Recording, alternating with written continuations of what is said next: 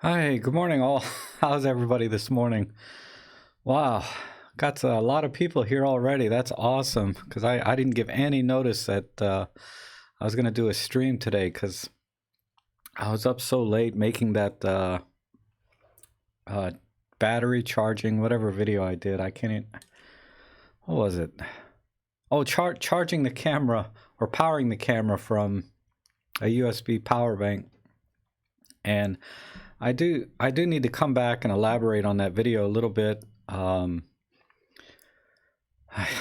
should have done a little more research before I actually published it. I mean, the information is valid, but there was a lot of I think uh, conjecture on my part, which was very kindly pointed out by one of my viewers.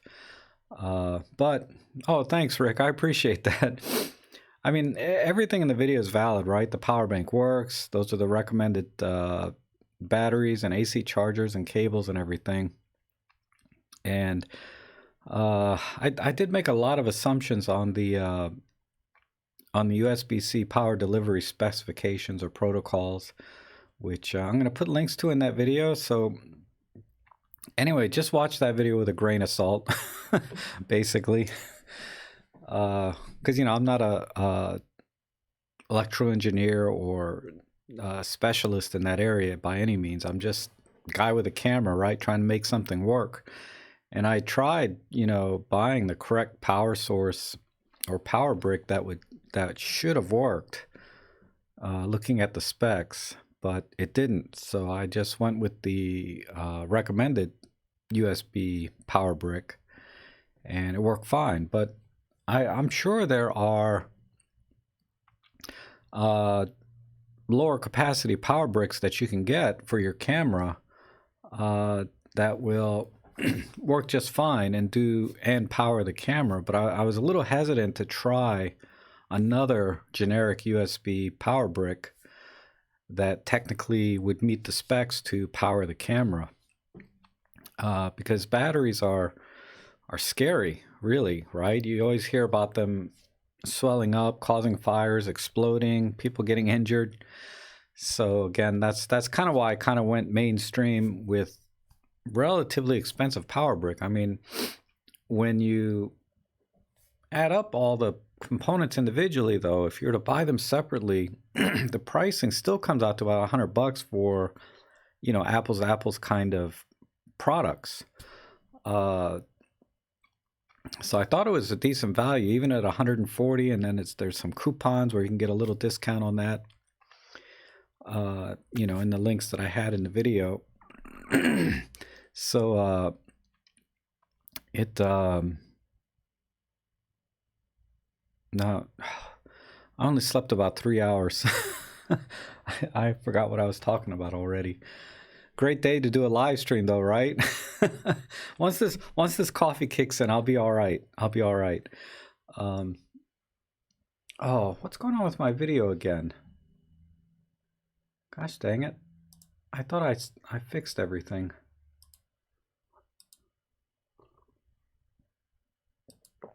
Yeah, I'm not going to try and change anything now, but oh, I see what it is. Okay. I got to fix that next time. I hate this though when my video is kind of choppy a little bit. It just oh, but yeah, Anchor Andreas, yeah, Anchor's a decent video or decent power brick or brand. I've used Anchor for years now. It was one of the first power bricks that I bought was an Anchor brand, that the white one that I showed in the video. But the main difference between power bricks are some are USB-C, USB-A, USB-C with PD or power delivery capability, and the USB-C spec, and I'll put a link to that. Maybe I'll put it in the show notes here later. Supposedly does have communication between the device and the power source to regulate the power. And while I don't know if the M1 Mark III does that specifically with that particular power bank, but I made the assumption that it does based on the behavior of the battery with the camera. the way the voltage would jump from like 5 volts to 9 volts, or the power brick would just turn off on its own shortly after the camera turns on, indicating that the camera told the power supply to turn off. And again, it's all just conjecture, but I think the logic is sound. But it's like I said, I'm not an electrical engineer to really be able to say that definitively. I'm seeing the updates fine, Kostov, in the chat, at least in the stream. I don't know about on YouTube itself. It has that extra window on the side. But part of the reason I put the yeah, I'm sorry, Rod. I'm always coming on after you're about ready to go to bed. But yeah, I put the chat window on the side directly in the live stream, because I've noticed sometimes when you go back to watch the live streams later, the chat window's disabled for some reason. And I'm not doing anything to do that. I mean, the chat, sometimes I see it, sometimes I don't. There's nothing that I can change on my end to make that work better that I know of. So okay, so I got kind of all of my disclaimers out of the way. Like I said, I kind of rushed that USB video out, but it works. The charger, the cable, the AC adapter, everything works, and it's also recommended by Olympus directly. So I think the video is still sound, but I still may redo it and update it as I learn more. Or if any power supply companies want to send me free power banks to test with our cameras, I'll be happy to do that.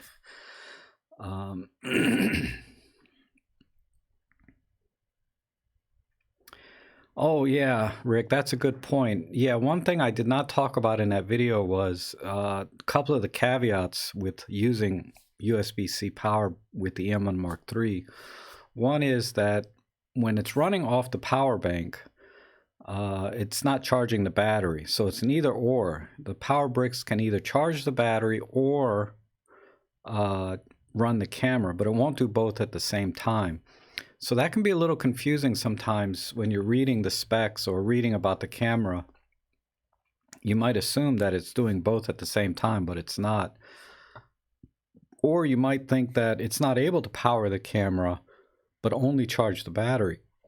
Because I think every camera up till now, that's been the case. I'm not sure about the M1X, but every other camera by Olympus, if there's in-camera battery charging at all, and the only two I know of three are the most recent OMDs, the M1X, the M1 Mark III, and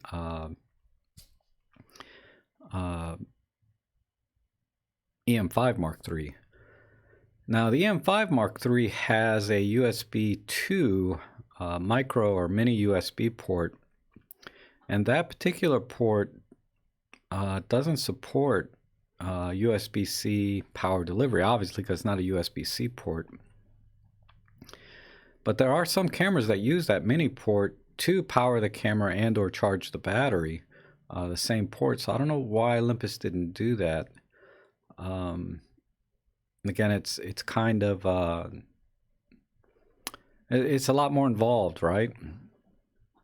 The other thing is you cannot run the camera without at least 10% battery life in the battery already in the camera. So if you take the battery out of the camera, you can't run the camera just on the USB-C power bank alone. And again, I think that's so that the camera has just enough power to be able to communicate with the power bank how much power it needs from the power source. Otherwise, without a little bit of juice in the camera's not going to be able to communicate with the power source to tell it what it needs via the USB-C PD power protocols. So that, again, that's conjecture on my part, but I think that's the logic of why you need at least some power in the camera, or some power in the battery in the camera, to be there so that when it turns on, it can communicate with the power source. And so yeah, you can't power the camera alone on USB-C. You always have to have a battery with at least 10% battery life. And I think that's the only two really conditions of powering the camera. So again, I may delete that video and do it over, or do a supplement to it, because it was a little bit incomplete, and I don't normally do that, but I like to try to be as thorough as I can and research as much as I can.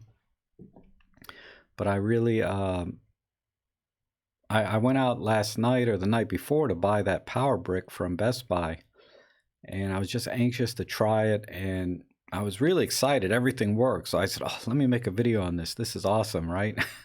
So I did.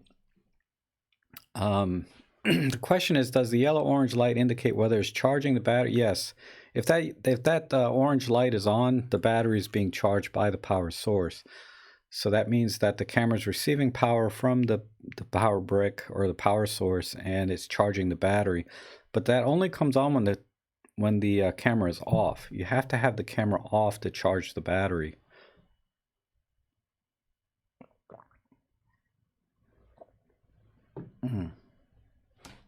Okay, I'm sorry, let me back up a little bit on some of the questions, if there were any. And say good morning to Marcia. First time here, huh? Awesome. Always happy to have more female photographers in the channel, or in the community in general. There really isn't enough out there, you know, at least not publicly. I'm sure, you know, everywhere I go, I see women photographers, but I rarely see them on YouTube for some reason. Hi, Plato, Archie. Hi, everyone. Larry, good to see you. God, tomorrow's going to be a beautiful day, Larry, like 70 degrees out here. And so I'm gonna load up my my GW690, finish off the HP5 you gave me, or 50. And yeah, it's an HP5, and then, you know, blow through my Portra 160 and my other HP film that I got. So I'm excited to do that. I'm really going to make an effort to go out tomorrow.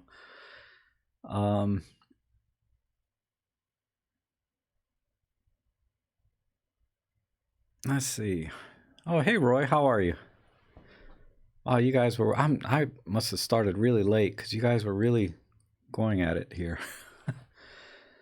Oh, someone asked, did daylight savings or something like that? Yeah. I didn't realize it till I got up this morning, and I was looking at my I'm going to say it quietly, the Alexa device, and it was saying 9:30 or 9 o'clock, and then I looked at my microwave oven, which, you know, has a manual clock, and it was saying 8 o'clock. So I was like, oh, did we change daylight savings? So now I got an hour less sleep than I thought. I thought I got 4 hours, but it turns out I got probably less than 3 hours sleep now. Oh, Chuck in Florida. That's awesome. You know, Chuck, I'm so jealous. I'm going to move down there.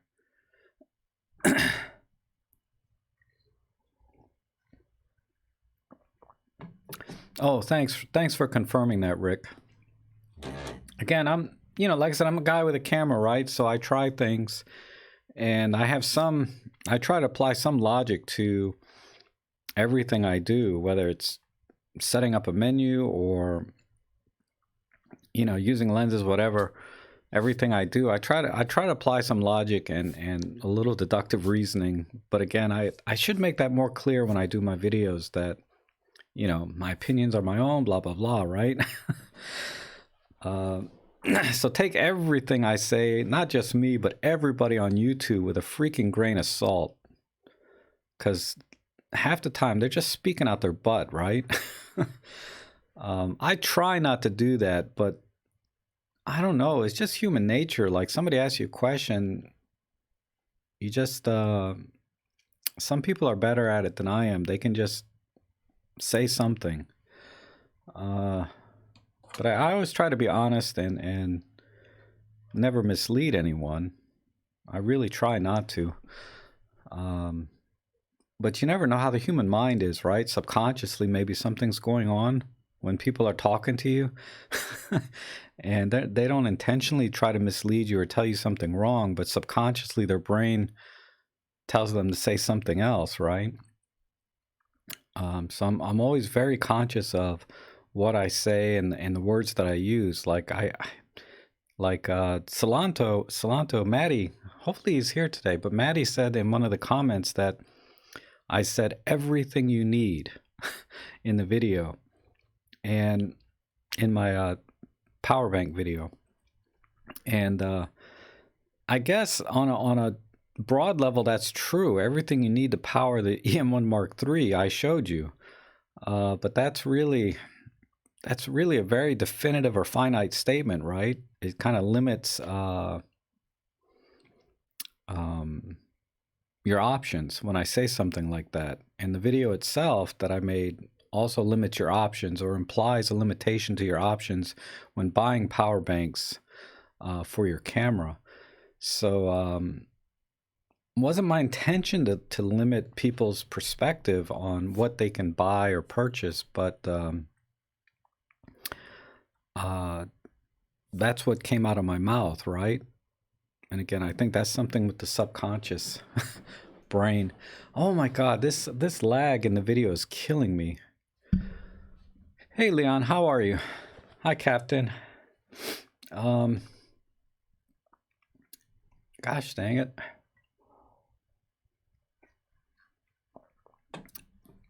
I wonder if it has something to do with you know, because last week Thursday I was changing settings to make the video work better, and it got worse.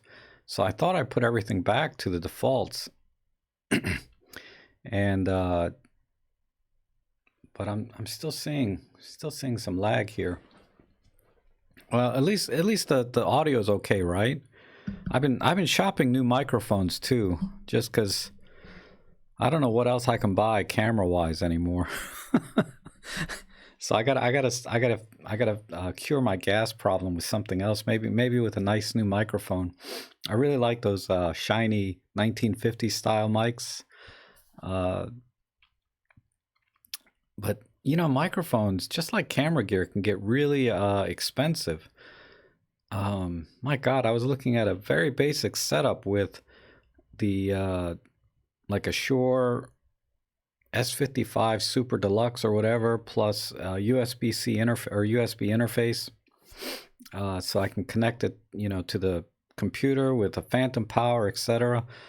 You know, that right there was running like $400 for that combination, you know. And then if you want to do any kind of add a mixer in, or you know, maybe a anyway, that's got nothing to do with cameras, but yeah, thanks Chuck. I like this mic. It sounds really good.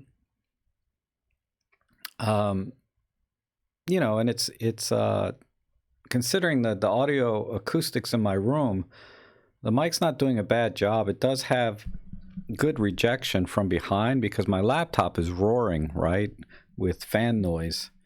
And then a lot of times I have my space heater on, but I don't have it on today because we're going to get up to, I think, 60 degrees today here, which is, oh God, I can't wait. I can't wait. It's only about 47 degrees right now, but by the time this live stream is done, we should be closer to 60. And then I'm going to go out for a photo walk or take a nap. I don't know. Oh, hey, Too Old for Toys. How are you? I rarely see you anymore. I assume you're still out there watching and stuff. But, man, when I saw a comment from you recently, I was like, man, that's awesome. You're still hanging in there with me. Let's see. It says the EM10 Mark II shooting battery draining, long built-in intervalometer sessions, but scratching my head, avoiding the EVF and back screen turning on after. I'm gonna have to work on that a little bit. You know, maybe trying to because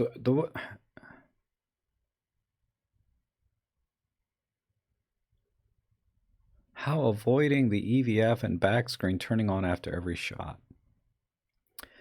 Far as I know, there's no way to have the screens turn off, particularly the live view screen during a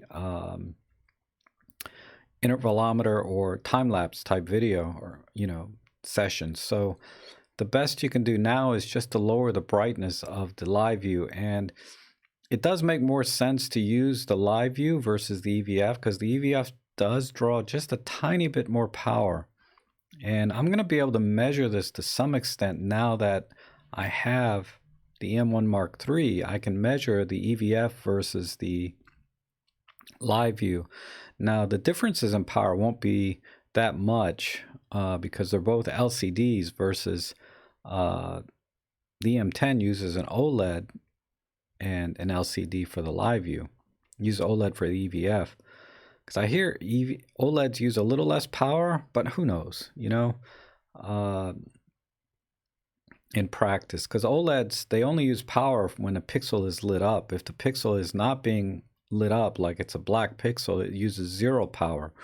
Versus LCDs are constantly illuminated either through side LEDs or well, I guess it's all LEDs now, but it used to be fluorescent tubes and things. But in our cameras, it'd be lit by LEDs inside the camera on the side, which are on constantly. So turning down the brightness on your live view will reduce the power consumption because the LEDs are on constantly. So reducing that power drain. But I don't know how much difference it is actually. And if I measure it, it's going to be a very rough or crude measurement and probably not accurate at all. It'll probably be precise in the sense that I will see a consistent change in voltage or current draw when I turn the EVF, live view, adjust the brightness, etc. I'll probably see very consistent results there, but I won't be able to say accurately that the live view uses, you know, half an amp more than, you know, the EVF or vice versa, because, you know, I'm not using precision instruments to measure these things. I'm using like a $15 USB-C meter, which I've shown you guys before, and I put a link to it in my last video if you want to pick one up. I mean, they're I think they're fun little toys. I don't know how accurate they are, but it's pretty close. To give you an example, when I was charging the battery in camera, I was charging, wasn't this exact one, but I was charging a dead battery in the camera with the power bank, and the USB meter read 1593 milliamps to fully charge this. And this is a 2016 battery. You know, so it's already, you know, well, a little over 3 years, because it's December of 2016. So it'd be 17, 18, 19. Yeah, so just a hair over 3 years old. So that makes sense, right? Because it's rated for 1700 milliamps, I think. This print is too freaking small to read. What is that? 2016 1201. I'm using the 12 to 40 Pro lens on my EM1 Mark II today, so the close focusing distance is really amazing. Look at that. It's shocking. It's actually focusing a lot smoother than it looks on the video because I'm all choppy today. I think I got my frame rates mixed up. I'm cranking out 30p out of the camera, and I think I got the software set up for 60p. So every 2 frames is coming in is coming in as a duplicate to the 6. Well, anyway, I'm sorry about the choppiness in the stream today. Plato's asking, what is the difference with IBIS all direction and automatic IBIS? Oh, okay. Well, the difference between all direction automatic. Okay, all direction IBIS, so it's 5-axis, right? Let's assume it's a 5-axis image stabilization. And it's on all the time. It's not accounting for motion, right? Whereas auto IBIS uses, I assume, additional sensors in it, motion sensors, or it's called something more specific than that. But the camera will be able to sense if you're panning left or right or up and down. And then what it does is it disables the that one axis of stabilization so that it doesn't fight you when you're panning. So like if you're hand holding a camera and your hands are shaking left and right a little bit, all axis stabilization will try and correct for that, right? That tiny bit of shake that every human body has, it'll try to correct for that. If you have it set to automatic IBIS, I'm sorry, but okay, so in all access it's trying to correct for that, or IBIS does. But once you start panning, the all access IBIS doesn't look for you panning. So it's going to fight against you a little bit when you're panning left and right. It's not going to it's not going to disable that axis of stabilization. Now, auto IBIS will try to sense that motion left to right. And if it senses that motion, then it'll disable that axis of stabilization, thereby giving you potentially sharper images. It's also going to have less processing impact on the CPU and the camera. So theoretically, you can get a little faster shutter speed. I mean, there's a lot of subtleties there from that point forward. But that's basically the difference, is that auto IBIS detects motion up and down, left and right. Let's see. Hi, John. How are you? I got your email. Thanks for that. I did send you a link. John, oh, no, it wasn't John. It was another John that sent me an email. But good to have you here. Sorry, I got two Johns mixed up. Lauren says, with my EM10 Mark II and Pen PL8, the preview of a photo taken remains in view on the monitor until the shutter button is half pressed. Anyway, to set this a couple of seconds. Yeah. Let me see. Do I have any? I guess this one will work. It doesn't matter which. I'd like to use a Pen PL8 as an example because then it'll be compatible. Let me see if I got.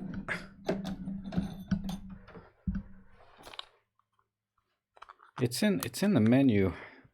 Let me put a battery in here.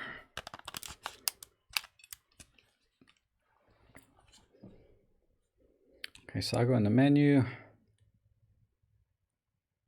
Oh, I need to put a memory card in, but go into this. Okay, so when you go into the menu, you want to go into this right here, where you have the little wrench, and then right up here you see Rec View. That's the recorded view. I don't know why they call it Rec View, but it's off on my camera right now because I don't have a memory card in here. But you can go into that menu and then you can change how long the display stays on, or you can have it turn off completely. So when you take a picture, it doesn't show you anything. It just is ready to take the next picture. And oh, thank you, Rick. Accelerometers. Like I said, I'm running on fumes right now. But what I like about the Olympus cameras is that when you take a picture and it displays that picture you just took briefly, it doesn't stop you from taking another picture right away, right? Even if I have that picture to stay on for, say, 10 seconds, as soon as I start taking another picture, even if that 10 seconds isn't up, you know, the camera's not going to stop you from taking another picture. The other nice thing is that when you're, let's say you're doing a high-speed burst shot where you're doing 10 frames per second or whatever, it doesn't wait for you to finish writing all of those pictures to the memory card before you can start taking another picture. So that's another thing I really like, because I know on my Sony that I had before, I could not take another picture until that buffer cleared out. So that was something I noticed.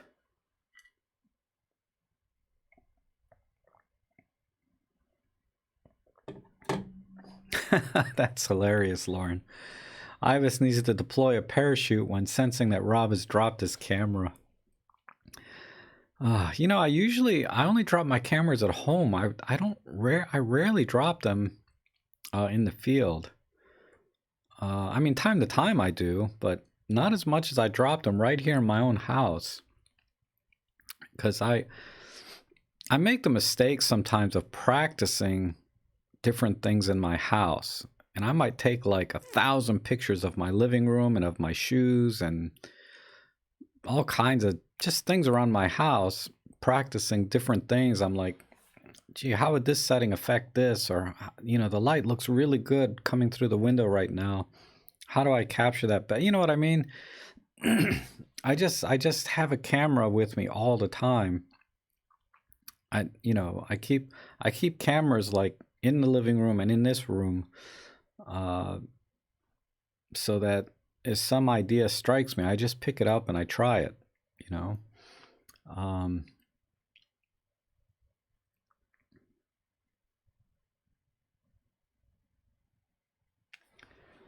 Let's see, shouldn't you be running on gas?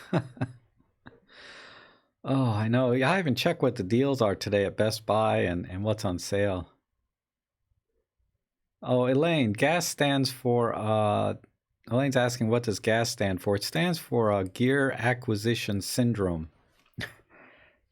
So it's just, it just means, you know, I have a problem with just, I can't stop buying things. I'm gonna max out my cards again. I know it by the end of the month. Oh, hey Walter, how are you? Always good to see you, buddy. Walter is a good friend of mine here and professional photographer, local to me. We've known each other since almost at least college, I know. And we you know, we go out on photo walks sometimes, and we're thinking about doing a collaboration. Walter's also a Capture One affiliate and does tutorials on his own channel. So check out Walter Rowe Photography YouTube channel. If you're interested in Capture One, there's some tutorials there. And we're thinking about doing maybe a collaboration later. So as that gets a little bit more, once I'm a little more sure about the oh my God, my brain has just stopped working today. But we may do something later, in other words.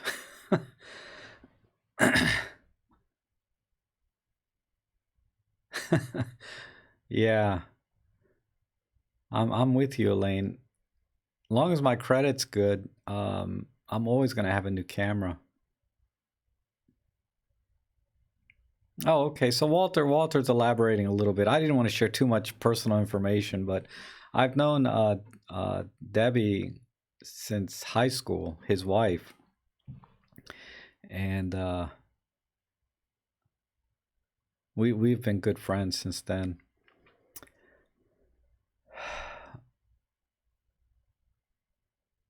Let's see. Kosov says, "Oh, you guys are talking amongst yourselves again." Okay, good. Let me just take a quick coffee break. Oh my God.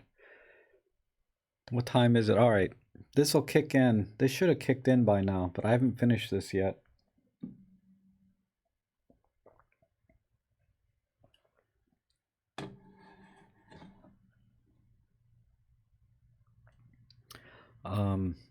Okay, let me talk about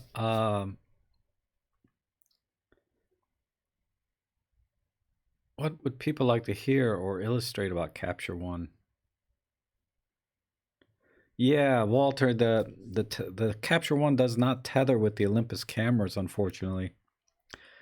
I'm curious though. I'm going to give you one of my cameras to play with, but I'm curious if the Olympus tether program, I forget what it's called exactly, will communicate with Capture One, because I know that when you capture an image, when I used to do it with my Nikon, I would capture an image directly into a folder through the tethering software, and then Lightroom would monitor that folder for new images and automatically bring it in so that you could start editing it right away. So I'm sure Capture One has a similar feature where it monitors a particular folder, and then the tethering program just saves the images as they come in to that folder, and Capture One monitors that folder and brings it in. So I don't know, look at that and see if that's an option, because that's something you can try with your own cameras without before you get mine. So oh,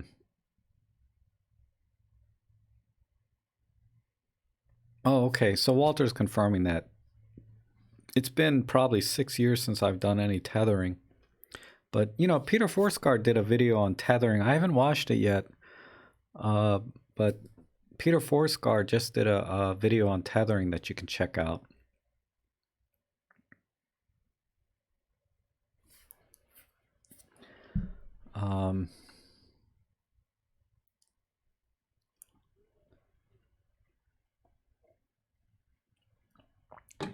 Yeah, Elaine used to have Capture One. It's really awesome. I really liked Capture One. I found it actually, after a very short learning curve, because you know, when you open up any new program, particularly photo editing programs, they can be very intimidating because there's so many controls and different ways of saying the same thing, right? But there was a very short learning curve in terms of, you know, getting around, because I was already familiar with Lightroom, but Capture One has a much, it was, at least for my brain, it was much more intuitive to use the color wheels and control or make changes to the images. I felt it was a lot better in that way. It worked better with my brain, because Lightroom just uses simple sliders, right?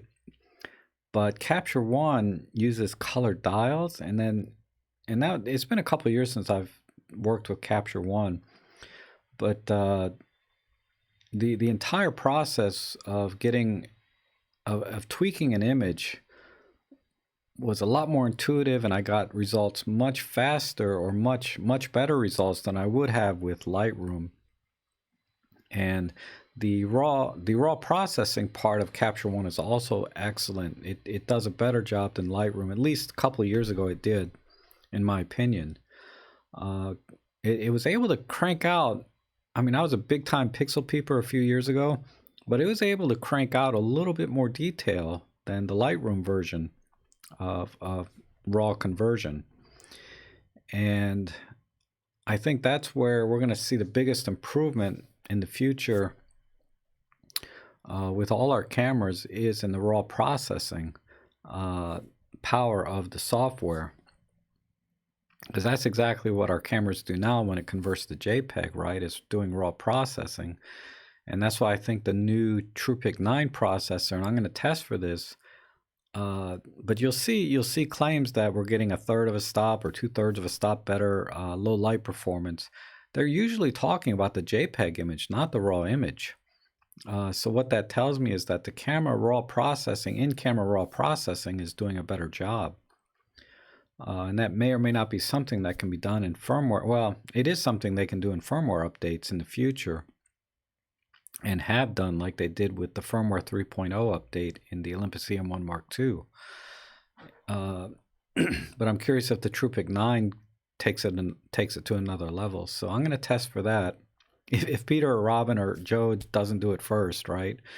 A low light comparison.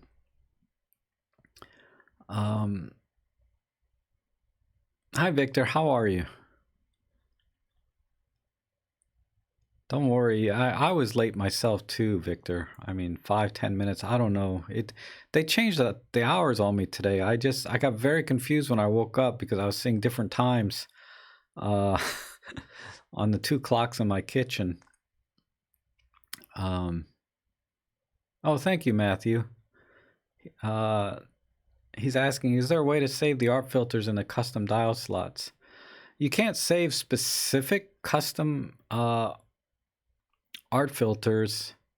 You know, you can save well, let me rephrase that.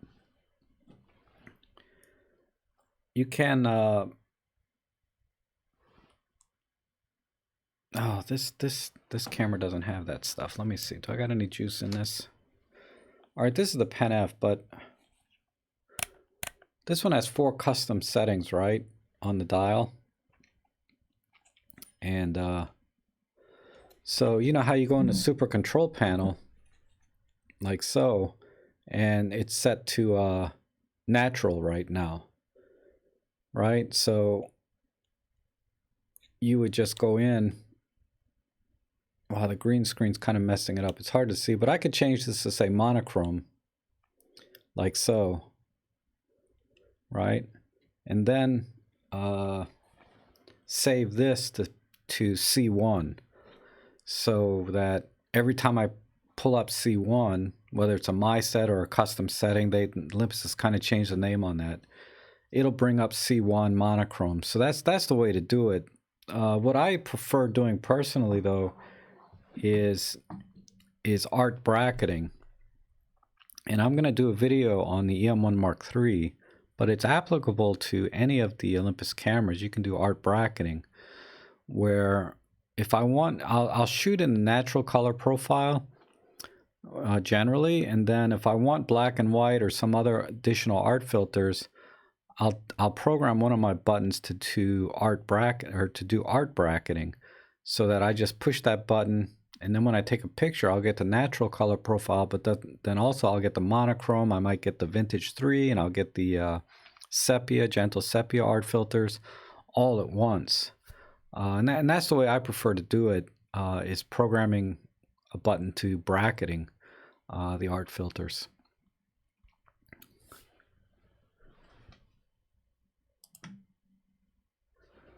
Okay.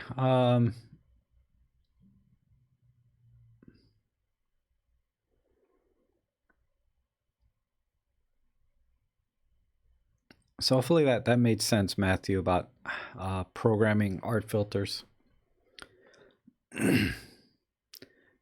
Lauren says, many people are slightly colorblind and don't know it. Yeah, that's true. I'm thinking about auto color and or black and white, and sepia is their friend. When frustrated with color, I'd sometimes go with monochrome. Yeah, color can be you know, and I think that's why I've really been enjoying black and white photography, because sometimes color is too much information, and my brain has a hard time making all of those components work. So you know, a lot of times an image in color is just kind of mediocre, but then when you do it in black and white, it's a lot more dramatic, because it sort of eliminates or simplifies the picture to the core components of light and subject matter.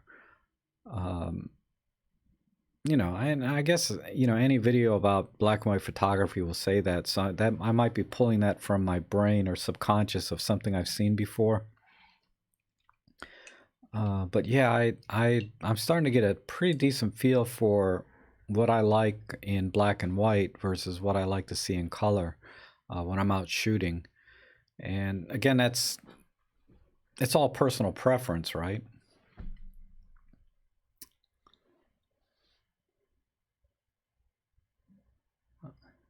Let's see. Robin, how are you? When setting the LSF option, what the 4 different options are? Yeah, the 4 options are a little bit overkill, and I think kind of legacy, or yeah, legacy type settings.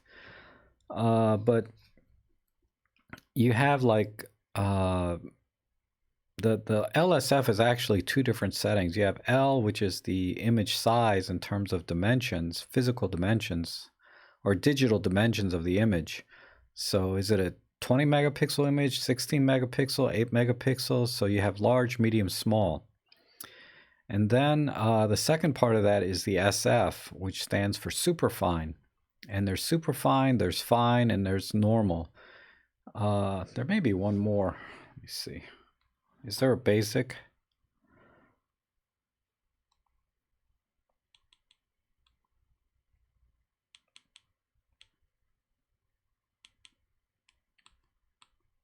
But what is uh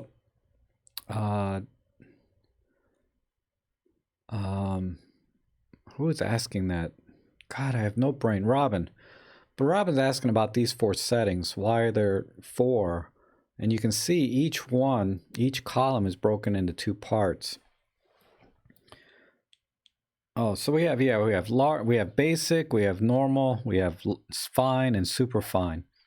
That refers to the compression of the JPEG from the raw image. So let's say you do a large image, so you want the full resolution the sensor is capable of. In this case, the Pen PL8 be 16 megapixels. And then the second part is telling the camera, I want you to convert this to JPEG, and when you convert it to JPEG, I want you to compress the image at these different levels of quality, because the more you compress an image file size, the more it has to throw away information to make that image smaller. So there's basic, and even at super fine. So basic is the least quality, normal is normal quality, then there's fine, then there's super fine. And even at super fine, I think the compression is still like 2:1. So it's throwing away at least half of the information, even in large super fine. And I don't know if that's a JPEG standard that's saying that's the maximum you can get out of a JPEG is a 2:1, ratio. But in any case, that's kind of why there's so many different settings. And the reason I say that it's legacy, because I don't know too many people that would shoot a small basic image. So if you set everything to the lowest, right, I could see a need for that, back in 2005 or whenever Micro Four Thirds or Olympus started using those different file sizes, because data transfer and bandwidth and all of that was at a much lower level or capability than we have today. So there's almost no need practically to use anything other than large superfine, I think, in today's day and age, when you're taking pictures and you want to transfer files either on your phone or online, etc. Everything is so fast now that those file sizes are inconsequential, relatively speaking.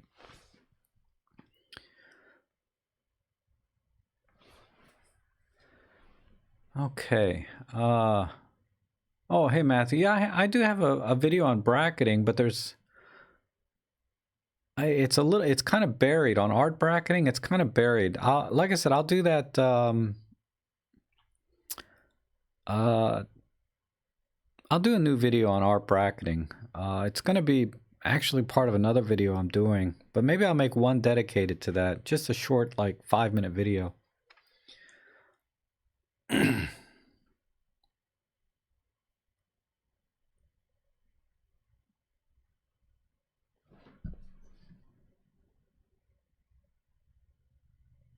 Hi, Queenie. How are you? I'm just catching up here. So, Robin, I hope I answered your question about why are there 4 settings. So, well, I partially answered it, right? I kind of explained what large and superfine is, but then there's 4 settings, 4 columns, because Olympus wanted you to be able to, it's like everything in their menus. They kind of go beyond what most people would need, and that's why the menus are so complicated. But you can select from one of those 4 options through the super control panel. So if for some reason you decide to shoot a basic normal picture small for some reason, then you can select it from the super control panel. What I do is I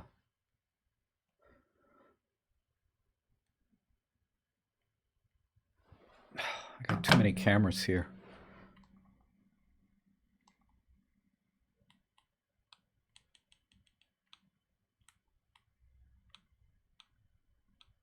What I do normally is I just go in right away, and I just change all of these to large superfine. I change all 4 to large superfine, so I never accidentally take an image at a lower quality.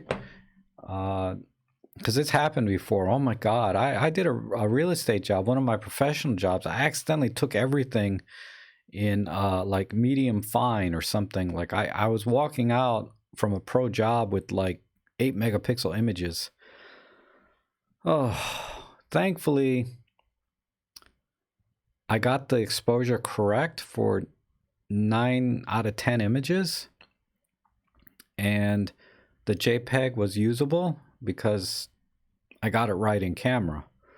But if I had made any mistakes and I didn't have the raw file, I would have been in trouble. I would have had to go back out and to do the shoot again. And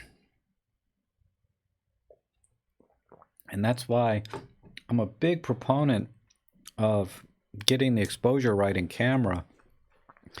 And by right, I mean getting the exposure you want in camera, being able to control the camera so you get the exposure you want,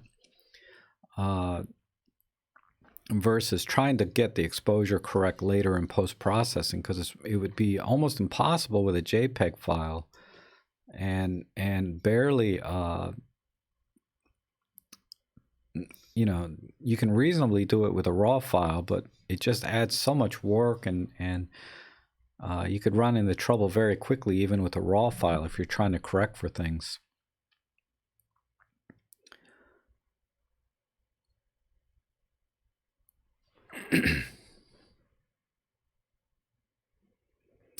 Okay, it says here, if you take 2 JPEGs without bracketing and take just natural JPEG and apply an art filter in Workspace, do they differ in image quality? No, I have not seen any difference. Generally, you can only apply, or you want to apply the art filters to the raw image. Gosh,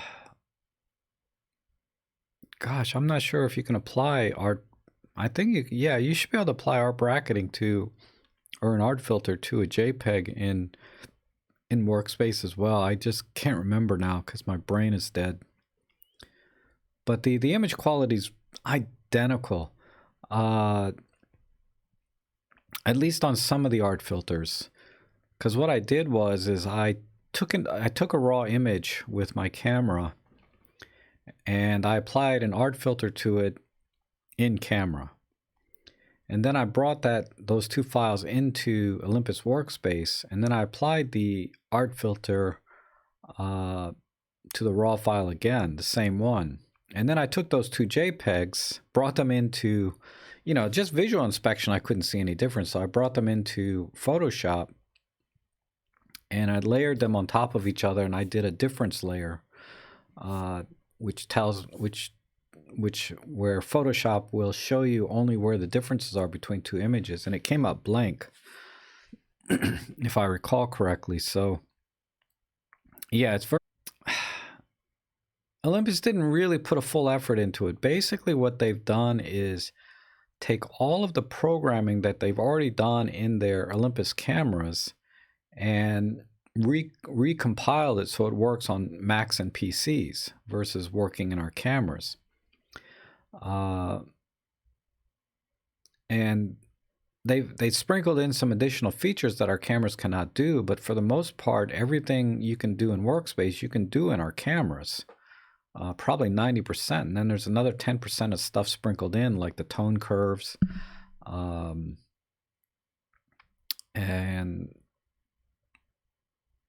I can't remember now. But there's only a few other things you can do in terms of image editing to the images that you can't already do in your camera, and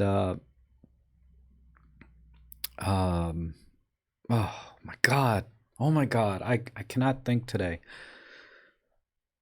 Hi, Corna. How are you? Vicasa, yeah, for the most part, yeah, there's no difference in camera or doing it in Workspace.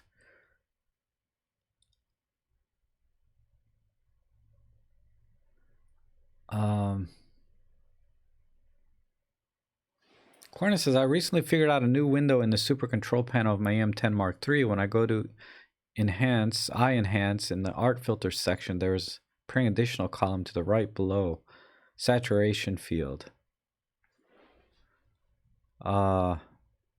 Somebody said my sound is gone. Is that true?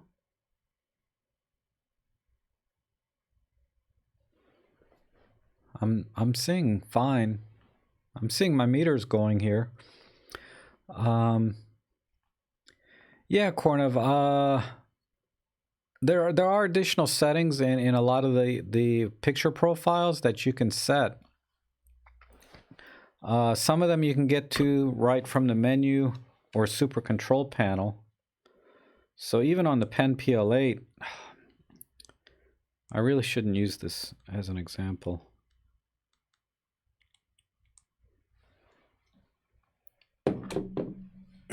let me just use the Pen F. This has the, but you'll see underneath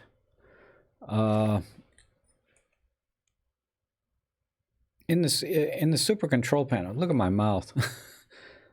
I feel like Max Headroom or somebody. But right underneath are additional settings, right? In this case, there's saturation, contrast, then color profile, whether it's RGB or sRGB, Adobe RGB. But if I change this to an art filter,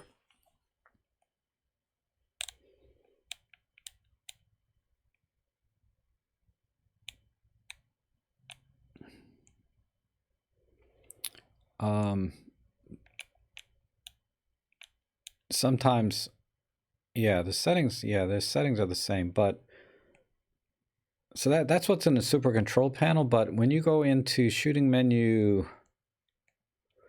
number 1 here, right here, every time I turn this around,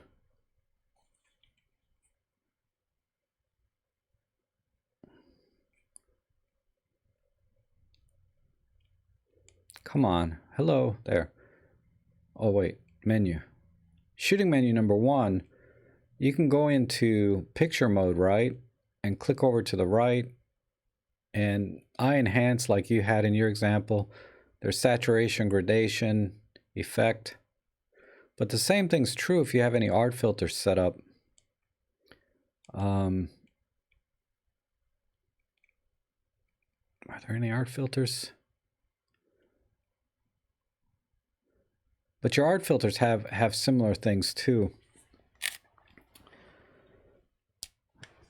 where you can go in and make additional settings. You should be able to do it from the menu. It's hard to do it backwards when I'm working on the camera. But if you go into art mode through the menu in the art, when you put your mode dial on the art mode, you can change additional settings like add starlight effects or add framing or vignetting.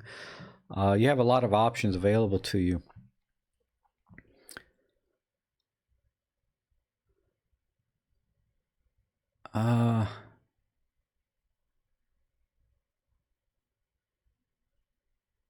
Rick's saying,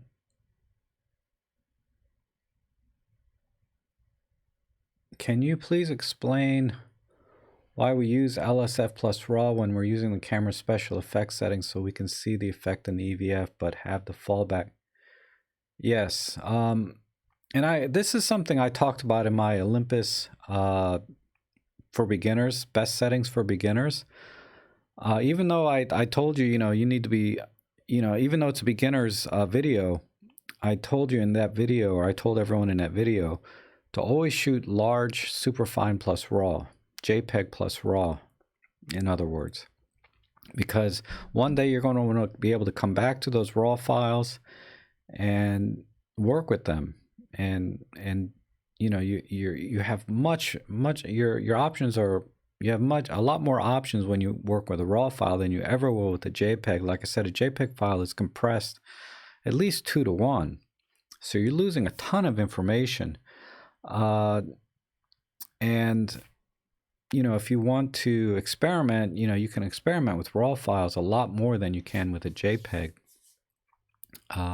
RAW files just have, more dynamic range, more color information, and a lot of things, and by RAW meaning a lot of things that you do in camera processing with JPEGs are not applied to the RAW file, like sharpness and contrast and saturation. A lot of these things do a lot of damage to the JPEG final image that you may want to correct using the raw image, and it's going to be very difficult to fix things that are in the JPEG. So always shoot JPEG plus raw, and even if you don't know how to work with raw files or don't quite understand them, as you grow in your photography, you'll really appreciate that you have that raw file later to look back on and try and work with and say, you know, this picture really wasn't very good, but since I have the raw file, I can probably fix the parts that I didn't like about it. Like maybe it was too saturated, or maybe, you know, it was a little bit too dark, and you can kind of bring it up 1 or 2 stops. With a JPEG file, you cannot bring back 1 or 2 stops of information, even then. You know, maybe the white balance off. You can rarely recover white balance in JPEGs properly. So always shoot JPEG plus raw.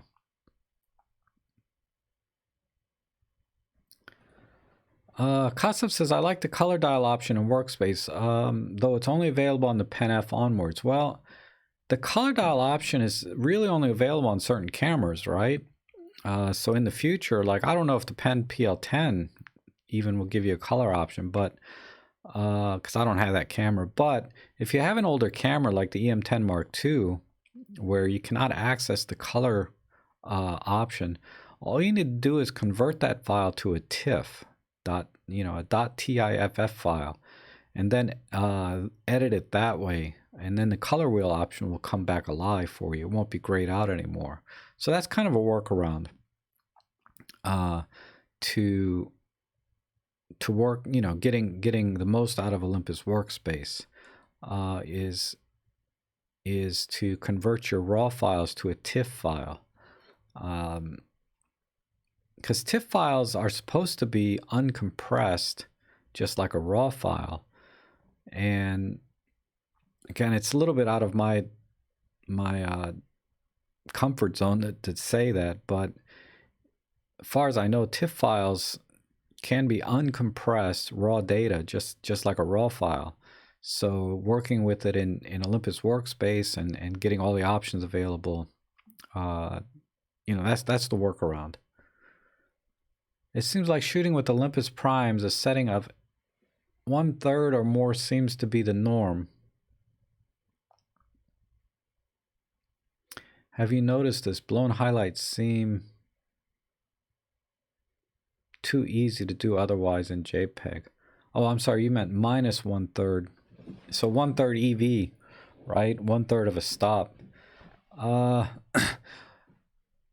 I've noticed that when I shoot in the matrix metering, or the full, where I let the camera decide the metering on its own, then I did notice that the highlights do tend to get clipped a little more often, because that's just the way the camera meters. My workaround really is I just shoot in center weighted metering, and I try to make sure that my subject is in the center, or I half press the shutter button to lock the exposure on the subject and then recompose. So, you know, focus, expose, recompose kind of technique. But I found that center weighted metering, generally I don't get as much of that problem of clipping highlights.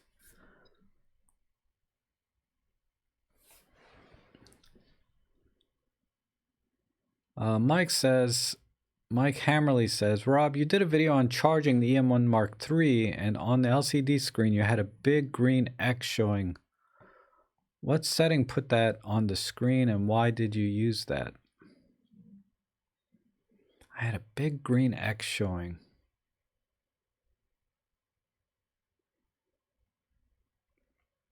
On the LCD screen, I had a big green X. I can't remember what the big screen X is. Oh. You must be talking about the grid lines. I have a video on the M5 Mark III that talks about changing the color of the grid lines. I like to use an X pattern grid line, because, you know, you can have the rule of thirds type grid lines, and then you can have the multi crisscross type grid lines, and then you have the X pattern grid lines. I like the X pattern grid lines because I like to line up my corners when I do my photography, kind of like here, right? I like to use leading lines to my subject, and using a cross pattern grid lines help me do that. Also, you know, the fact that it was green was, you know, you can control the color of those grid lines in the EM1 Mark III and EM5 Mark III. So it's a pretty recent video. Just search like grid lines on my channel and that video should come up.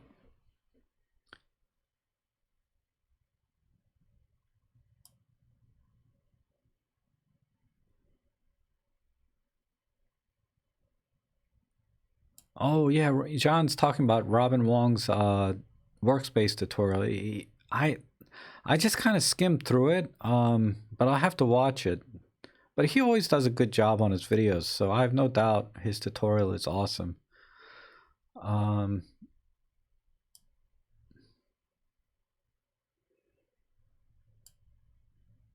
If you take an art, Matthew's asking, if you take an art filter picture in camera, can you remove the filter in workspace? No, you cannot. If you shot it in RAW, you can. So, because what happens is you take a picture with an art filter, let's say you use watercolor art filter, which is horrid, and you shot it in RAW. When you bring that image into Olympus Workspace, you're going to see the RAW file with that watercolor art filter applied to it. If you bring that image into, say, Lightroom or something, the RAW file will update and show you the actual RAW image without the filters applied. But in Olympus Workspace, it's going to show you the RAW file with all of the filters and camera settings you applied. So the way you reverse that is you reset everything, so that what you would do in this case is you would go to the Art Filter tab in Olympus Workspace, select Art Filter, and then click None. So let me see if I can pull that up. I'll show you what I mean. And if you go to my website, I created a macro or batch processing file that resets everything for you for situations like that. Let's see. Do I have any? I haven't done any art bracketing. Excuse me. Let me back up a little bit. Oh, okay. Here's one. Let me see if I can. All right, so this is a raw image right here. Hopefully the sound is working. It looks like it is. But if I pull up this raw image, I definitely have an art filter applied to it. I'm pretty sure. So what I'll do is I'll go over to the top right. Oh, there's no art filter applied here.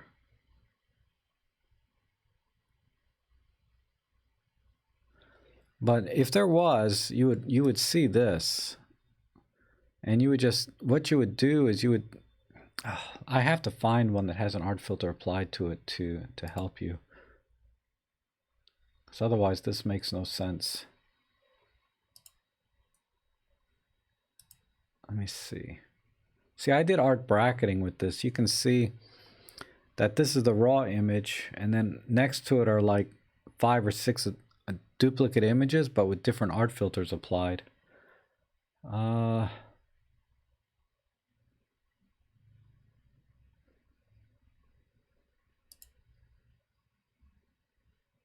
Yeah, I don't have any images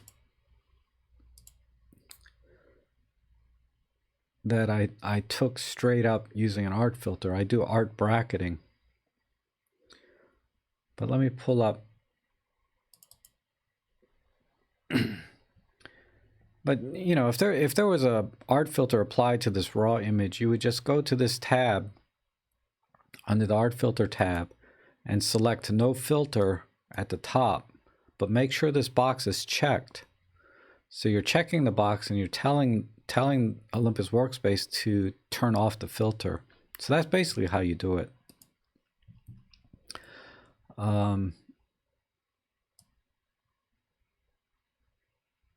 But you also have to consider, you know, that the raw image has a lot of other settings potentially applied to it, like sharpness or white balance or any number of things. So to actually reset the file back to its original raw image in Workspace, you have to look at a lot of things going on there, a lot of settings.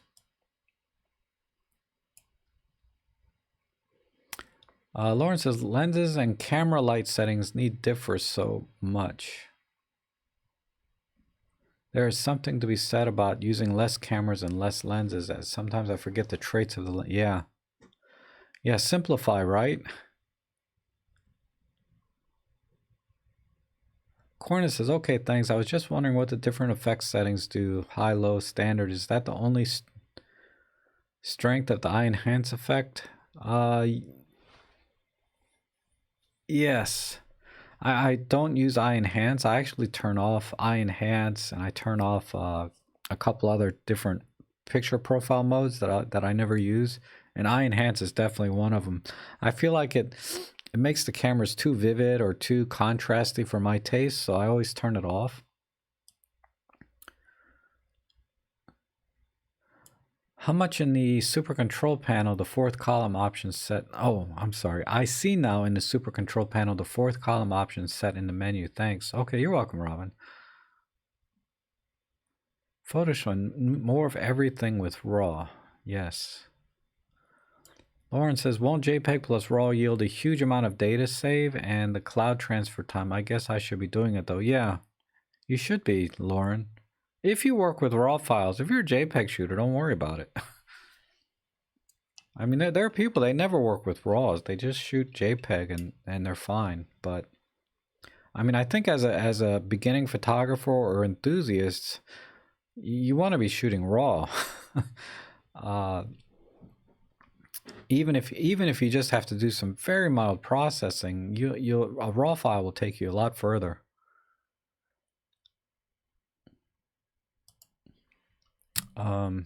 Sorry about that. I left my stats running in the background. What are my stats? Oh wow, 72 people here. That's awesome. TIFF files are uncompressed but very complicated. Image will be nearly as big as a RAW. Yes, thank you. Thank you for confirming that, Patrick. Yeah, JPEGs throw away a lot of data. Like I said, I think it's published what the specs are for JPEG. It's like it takes like half the data out.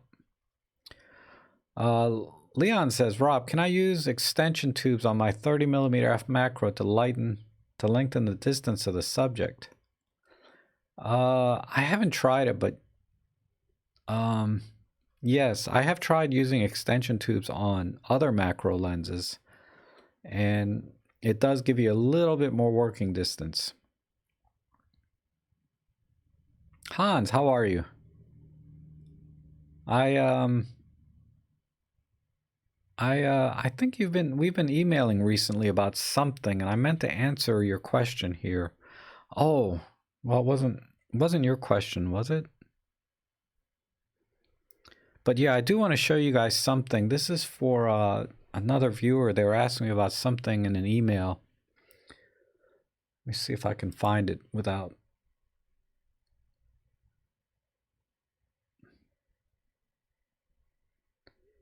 Let's see.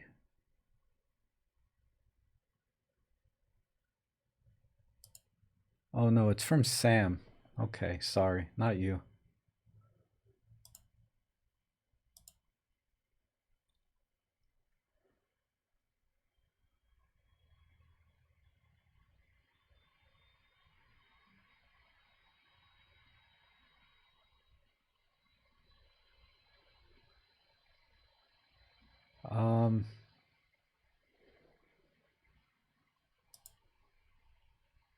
Sorry, I'm just catching up here. Well, oh yeah, I was going to show you guys something kind of, and I'm going to do a video on this too, but I'll show you guys real quick what it's about. But let me catch up real quick. Corna says, oh, and I recently wanted to focus stack a macro shot with the ILM5 too, but when I activate focus bracketing in the menu and want to turn the focus stacking on, I can't because the option focus is probably grayed out because you need to have a compatible lens for focus stacking. So try your kit lens, or only certain lenses are compatible with focus stacking. Most lenses are compatible with focus bracketing though. So you'll have to stack them yourself later if you don't have a compatible lens for stacking.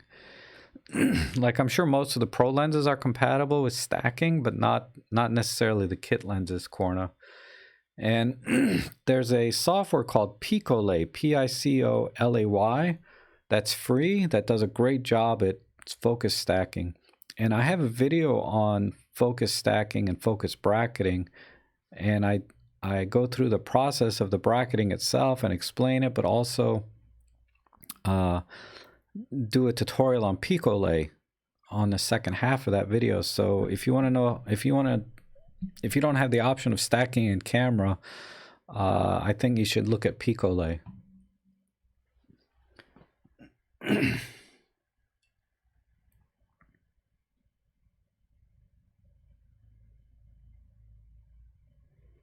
Oh, Rick's clarifying the difference between RAW and JPEG. So yeah, definitely RAW files, you don't lose anything. Even when you apply art filters, all the data is still there. So let me make that clear. The RAW files that you take with your Olympus camera doesn't lose anything, but what you see in Workspace, all of the effects are applied. Art filters, monochrome, whatever effects you apply to a RAW file are simply effects. They can be turned off in Workspace, like I was showing you. So I have a, I think one of my Workspace video talks about, I can't remember which one, talks about how to reset everything. And I had, like I said, on my website, I have an Olympus Workspace batch file that does that for you, that you can check out. Chuck's asking, do you use Lightroom or Workspace to keep your library photos? I use Lightroom for library data asset management. And I do not convert to DNG because I have the subscription service, which lets me access all of my RAW files. Back before I updated to the subscription service, I had to convert to DNG because Lightroom 5 that I was using at the time did not recognize Olympus RAW files of the cameras that I had. But by converting the DNG, you potentially lose a lot of the proprietary information in a RAW file, of the native RAW file, I should say, because the native RAW file keeps additional information like, I think, focus point, what art filters you used, you know, a lot of things that are Olympus specific are not saved in the RAW file, in a DNG file, but they are saved in the native RAW file. So I don't convert.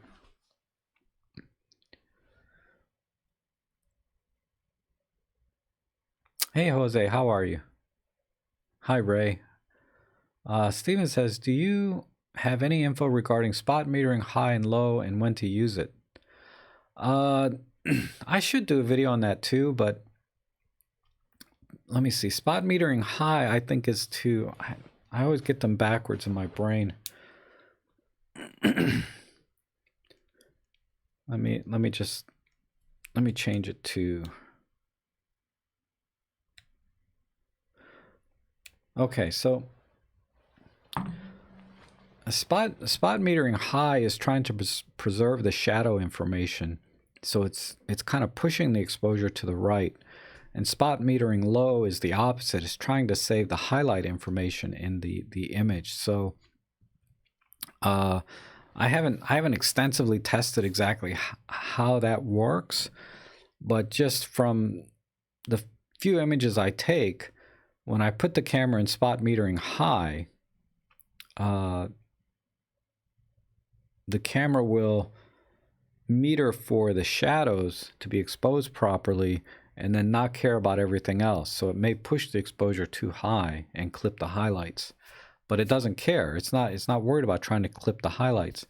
And the spot metering low will meter for the highlights or wherever your spot meter is, and try to preserve the highlights and meter for that, and then not care about the shadows. They may get clipped all the way to black, and that's really the only difference.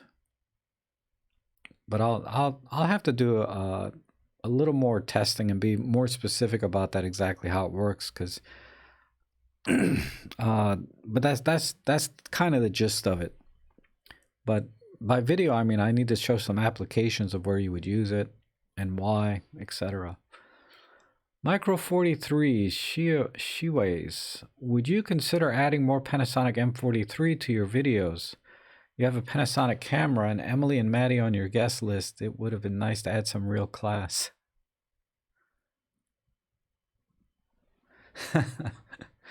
Yeah, I do want to do more videos on some of the other cameras I have. Panasonic would be the next logical step because it's still Micro Four Thirds. But I also have a Fuji camera, my Nikon, and some Canons. But I've just acquired so many Olympus cameras recently. But yeah, I do want to do that. I'll try and make some time. Now that the weather's nice, I have a little more motivation to go out and do some photo walks and work with the cameras, because I don't feel like I don't want to do one of these drive-by videos or tutorials where, you know, I just look in the manual and figure it out, and then I don't want to do a video tutorial that's basically reading from the manual, right? I want to use the camera and really understand how to get the best out of it, and the settings that I use to get the best out of it, and why I use those settings. And you only get that when you're in the field using the camera all the time. And I just haven't taken out the GX85 enough to come back and confidently say, yeah, you know, these are my best settings, and this is why I like to do these settings. You know, your mileage may vary, but you know, just to help you understand why these settings give me the images that I want. And that's something I can't really do yet with my Fuji or my Panasonics, because I just don't use them enough to come out and confidently say this is a good setting for this or that. To give you a good example, you know, the handheld high-res shot mode in our Olympus cameras, I'm coming up with some best settings for that, because there's some things I'm noticing that you wouldn't think would affect a handheld high-res shot mode, a setting in a camera. But there are some settings in the camera that are affecting that. And I'm not talking about exposure, because you can always control exposure of a handheld high-res, but I'm talking about the actual quality of the final image itself, even the raw image.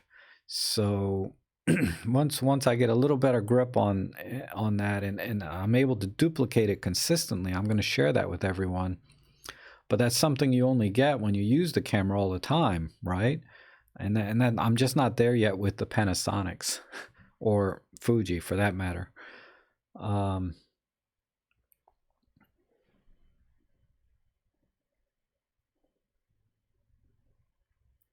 says, "Oh yeah, that's right. You were Hans. Now I remember. You wanted me to look at your sunset pictures. So yeah, you can email them to me or just post them on my forum." Rob, if you had to take a backlit action photo, would you boost the ISO or would you keep the ISO 200 and just in post? No, I would boost the ISO.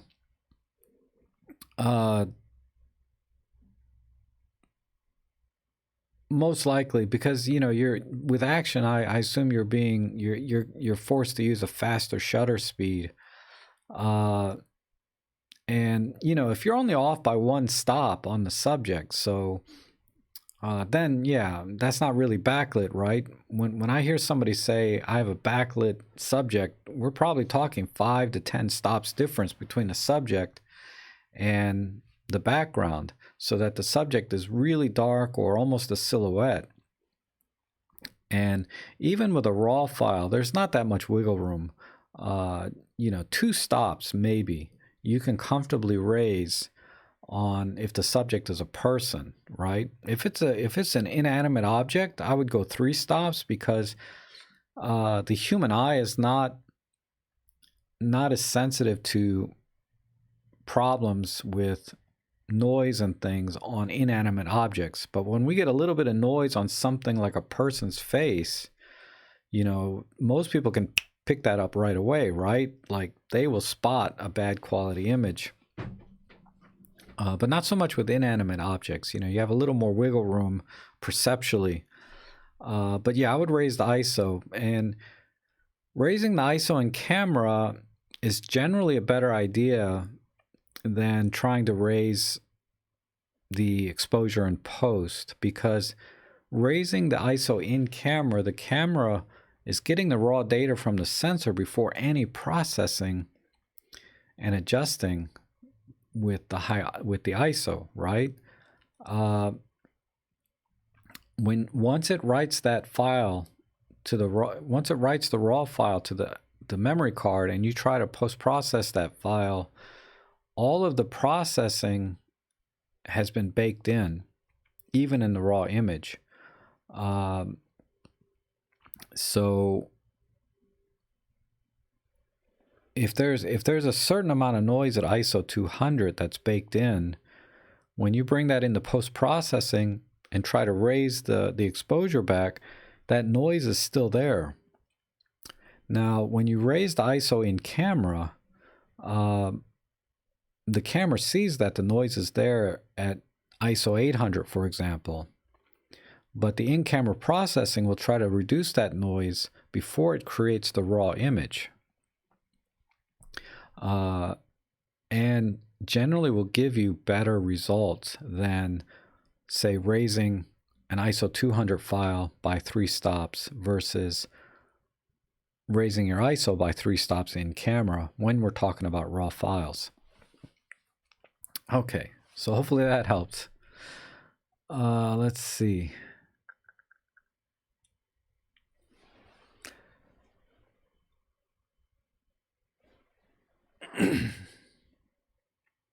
Okay, Corna, good.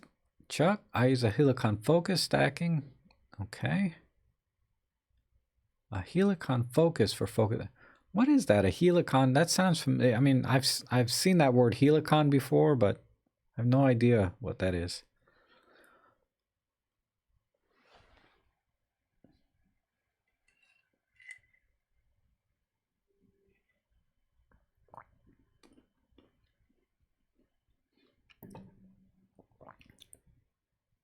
Yeah, be really careful, Mike. My buddy Walter Rowe,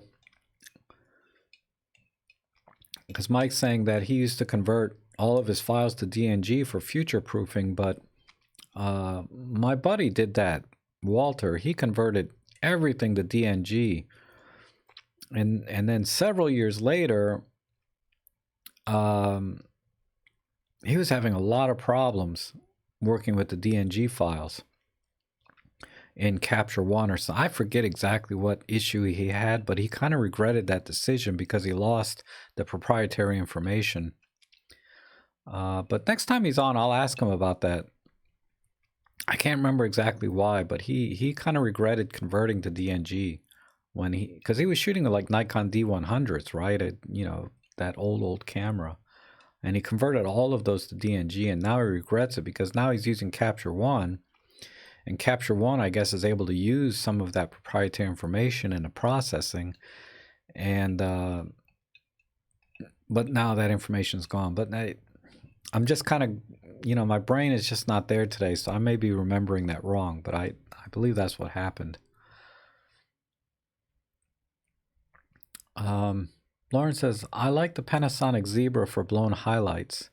Panny has a nice menu system, and I also like the touchscreen responsiveness. Color rendering is good, but hard to beat Olympus JPEG. Both are good. I'm not used to using Zebras, but that's probably fine. I agree. Panasonic has the best menu system in the business. I have not used any camera system that comes even close to how good the Panasonic menus are done. I'm not a fan of touch screens, but that's just me. But it does seem to be more responsive in terms of physically using it than the Olympus, but I don't use them on either camera that much, so it's kind of a non-issue for me. And yeah, colors are all specific. And if you're shooting RAW, you can correct for colors anyway. So Matthew says, I have the M1 Mark III. Congratulations, but when I change the settings to custom settings dial C1 through C4, when I change the settings on the custom, is there a type? Yes, you do need to save your custom settings in the menu. So I think you're having a your steps are your procedures wrong. What you need to do is go into aperture priority. Let's say you want to shoot an aperture priority monochrome with, you know, +2 contrast, right? Something very basic. It might be easier if I just get the camera. Hold on.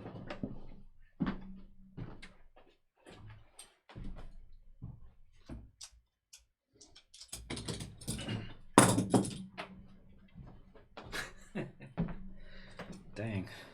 See, I drop things in the house all the time. Almost dropped my freaking new camera. All right, who is it? This is Matthew, right? Of course, no battery. Hold on.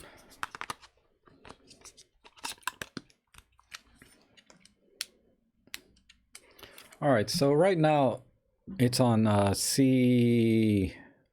Hold on. There. C3, right? So let me get this out of C. So let's say I want to save a custom setting, aperture priority monochrome with +2 contrast and sharpness, right? So I go into aperture priority, and I'm gonna set my aperture to f2.8 wide open as one of the settings. I'm gonna change the monochrome, +2 shadow, or +2 sharpness, +2 contrast, and we'll do low key gradation. So here are the settings that I want to save, right? f2.8,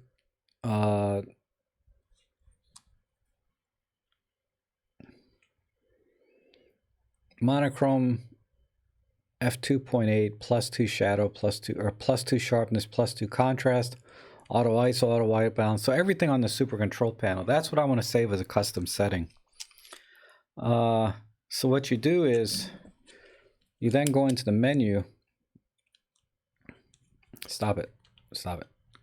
Go into the menu and see if I can do this backwards. You go into shooting menu number 1, custom modes, scroll down, and assign, let me see, where is it? Assign custom mode, right? So I'll click OK here. And right there is C1. So let's say I want to save this to C2. So I'll click OK, click OK. All right, so now I saved everything to C2. So if I go into the super control panel and I'm messing around, hold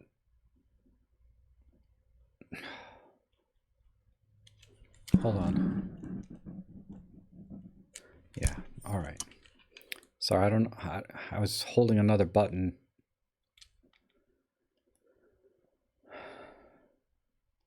But I'll go into, let's say I change the ISO and I was using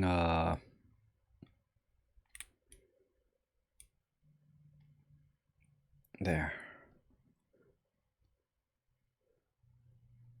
So I'm shooting back in natural at ISO 64, right? But I want to go back to what I saved in custom 2. So I just turn the mode dial back to custom 2 like that. And now when I click the super control panel, you'll see that I'm back in monochrome and auto ISO +2, +2 shadow, +2 sharpness, +2 contrast. So hopefully you're able to follow that along. It's really awkward for me when I'm doing it kind of backwards, but that's the process of saving to a custom setting on the M1 Mark III.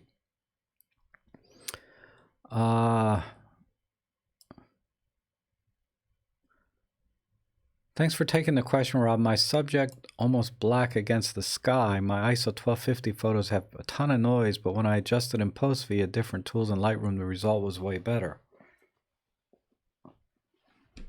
You know, Ray, if you could clarify a little bit,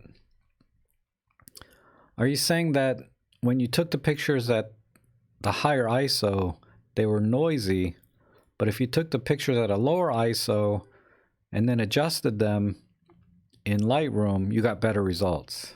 Is that what you're saying, or are you saying that shooting them at ISO 1250 was better in Lightroom than trying to save it from an ISO 200 shot, for example? Because I'm not finding that in my photography. I'm finding that if I shoot at the higher ISO to begin with, I'm getting better results than if I try to save it later. Lauren says the G9 is $997 for body now. The trimmer styles of the G95 and GI are even less. Yeah.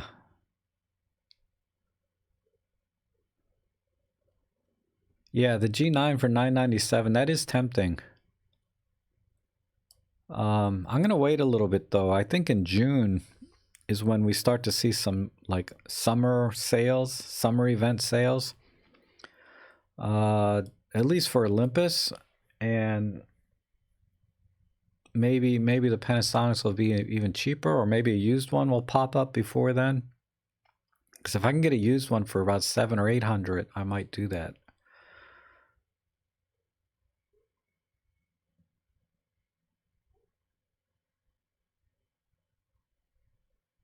Oh, I guess somebody was asking about Picolay, P-I-C-O-L-A-Y.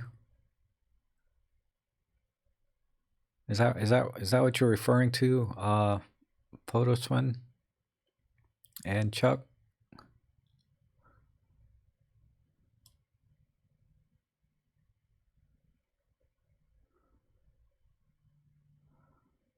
Lauren, one thing that some folks miss in the M1.2 comes with a basic flash. The G9 doesn't. Yeah, and you know what's neat about that little FML3 flash? It's also weather sealed, right? So you can use the flash in the rain. I don't know if it's IPX1, but supposedly it's got, you know, splash dust proof type sealing on it, and it's handy indoors. It does work in small rooms, small living rooms. You know, I'd say up to almost a 20 by 20 room. You can get away with using that little flash. Not 20 meters, but like a 3 or 4 meter room. For those of you that use metric, which if I have any say in it, we should all be on metric. But here in the US, our brains are made for whatever that other system's called. It's ironic. I don't even know what I call my own measuring system. I don't think it's called the English system. Like I said, my brain is dead today. Corner says, thanks, Rob. The Ollie focus stacking functions as intended. Oh, yeah. No third party. And that's the other challenge with using like non-native lenses, like Olympus on Olympus or Panasonic on Panasonic, is you lose some of the features that are unique to that camera. Like focus stacking in camera is definitely going to be gone if you use a Panasonic lens. Dual IBIS is going to be gone if you mix Panasonic and Olympus, right? Regardless, body, lens, vice versa.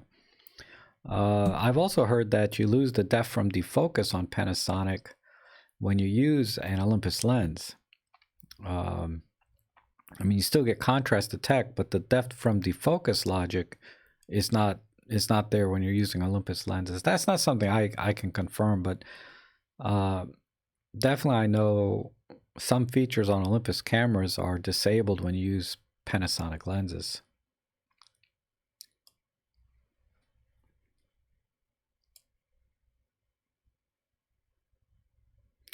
Han says, hey, those batteries are not cheap for Olympus. Just sent away for one extra $50. Yeah, I know. But you know the thing about the original batteries, like this one here is, this one here I was showing everybody earlier is over 3 years old and getting regular use, right? And it's rated for 1700 milliamps. But I charged this yesterday, and it drew 1590 milliamps to fully charge it. So it's only lost like 100 milliamps of juice capacity since I've owned it in 3 years. I am lucky to get a generic battery to last more than a year, let alone have half the rated capacity that an original battery is rated for. Like this brand here says 2000 milliamps, but when I actually measured how many amps it took to charge it, it only took like 780 milliamps, like a third of what it says it is on the cover. So, and I have not found a generic battery yet that comes close to and you know, I have a whole box of them here, right? I have some Olympus originals and some generics in here. Like this is an original, etc. I really need to find a better way to keep my batteries. Fortunately, all of the pins are recessed, so none of them will touch. Like I don't do that with my AA and AAA batteries. Those I keep, you know, my AA and AAAs I keep in a container so that the contacts don't touch at all. Button cell batteries, things like that. Man, those batteries. Well, let's just say lesson learned. Okay, I'll leave the story there. Don't let batteries go loose in particularly AA, AAA, or button cell batteries. The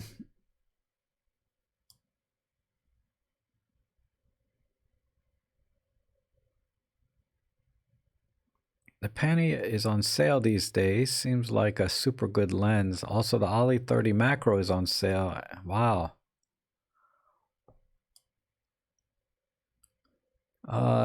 Doesn't a camera on focus stacking give you JPEG only? Yes. You only get the JPEG, I believe. I haven't played with it enough to get a feel for exactly what you get on your files.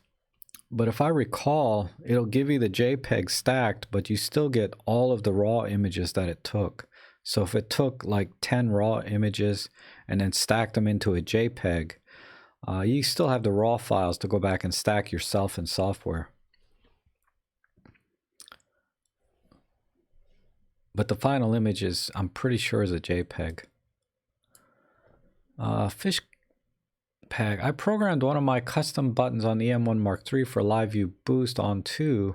However, once recalled, it comes on, but not as on 2.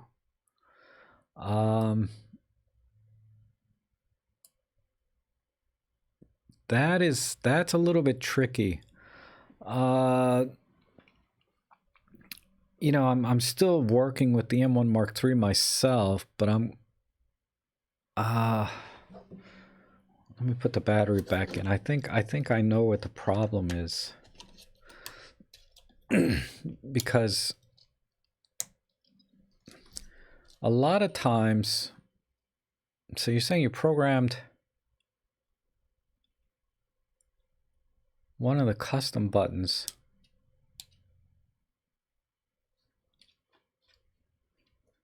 Let me try that real quick. I think I know what the problem is, but I may have to get back to you.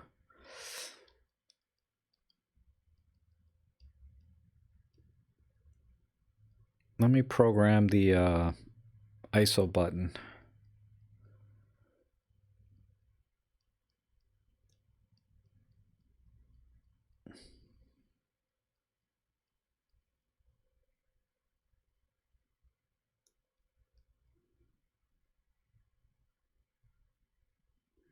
Yeah, that's what I thought. I don't see live view boost as a setting.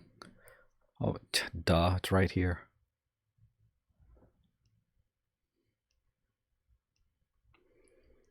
Live view boost. Press down and turn the dial.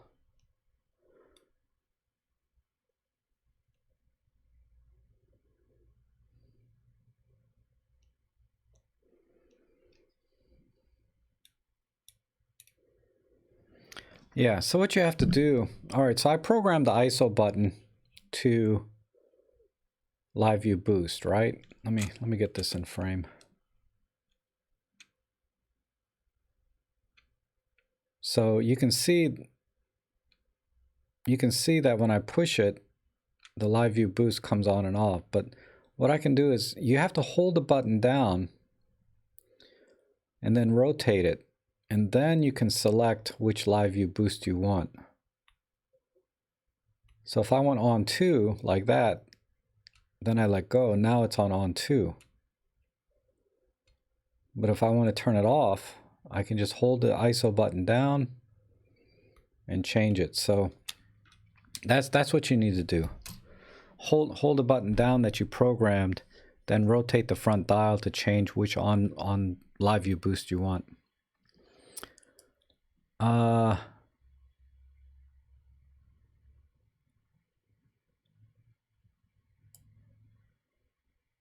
Ray, okay, email those pics to me. I assume you have my email address. It's just rob@robtrek.com. I meant that shooting at 200 with post-processing was better than shooting at 1250. Okay, yeah, send me those 2 raw files and then I can kind of get a feel for maybe why that's the case, because that's what? That's a 4, 8 and a half. So we're only talking 2.5 stops difference between 200 and 1250.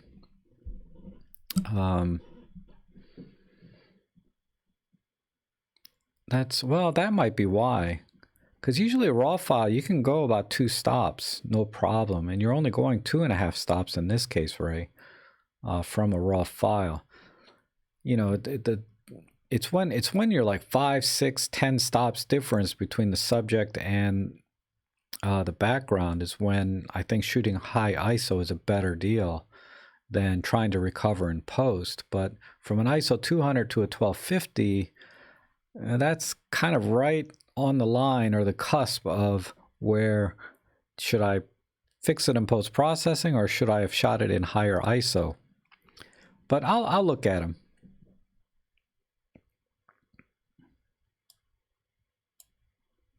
Am I right on that? 4, 8? Yeah, 2.5 stops difference, really. That's really close, Ray. That's in that case, I would say, yeah, maybe you can get a better image in post-processing than you would raising the ISO in camera. Imperial System, thank you, Photoswin.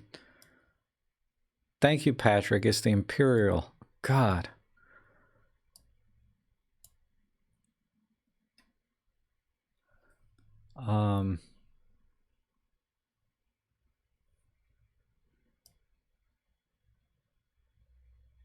Oh, Rick is confirming, yeah, that the raw files are not stacked. You have to stack them yourself. Yeah.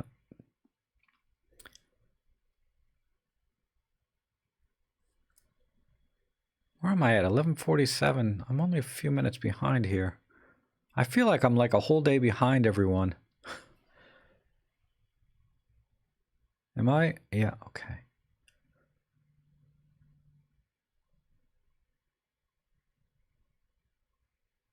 Yes. Ray's confirming what I was talking about, the mixing lenses, mixing brands.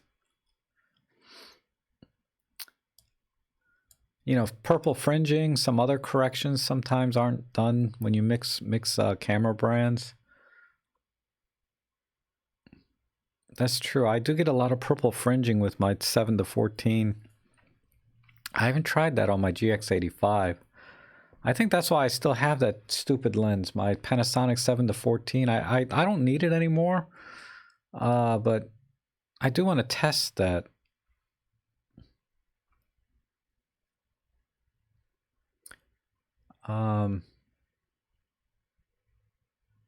Yeah, Pro Capture is also gone when you put a Panasonic lens onto a Olympus body. We're not just fought for... Oh, I don't know what that is. I know nothing about Brexit or Imperial. A video on battery checking with the USB digital tester would be nice. Maybe. Let me check with my other buddy John, another John. Because he's actually an electrical engineer. And I think I talked to him about that meter. If I need to talk to him about it before I do a video on that. But yeah, okay, I can do that. I mean, from a consumer standpoint, they sell these, where is it?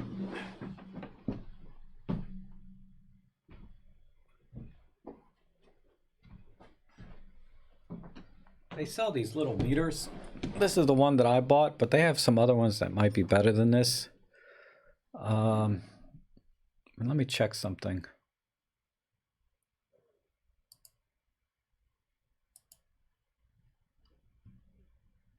I don't know why these photos haven't backed up to the cloud yet. You know, when you take pictures on your phone, they're supposed to back up to the cloud, right? And I'm looking and they're not there. Why? I got Wi-Fi and everything on. I'll just show you on my phone.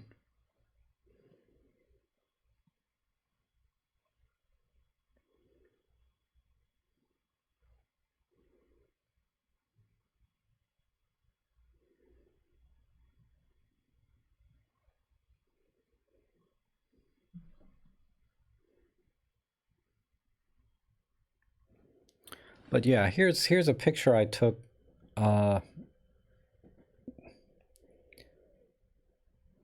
with the USB tester connected to the power bank, and then I just used my watch to time it, because I was timing how long it would take to charge a battery in camera.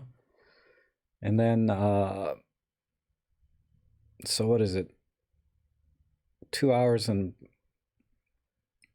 about 2 hours and 15 minutes. So here's the second picture I took. Man, if this uploaded to the cloud, I could show you a clear picture. But yeah, about 2 hours and 15 minutes to charge the battery. This one's a little bit clearer. But it told me how many milliamps it took to charge the battery. Now there's some inefficiencies between when you connect the tester up, right? Because it draws a tiny bit of its own power.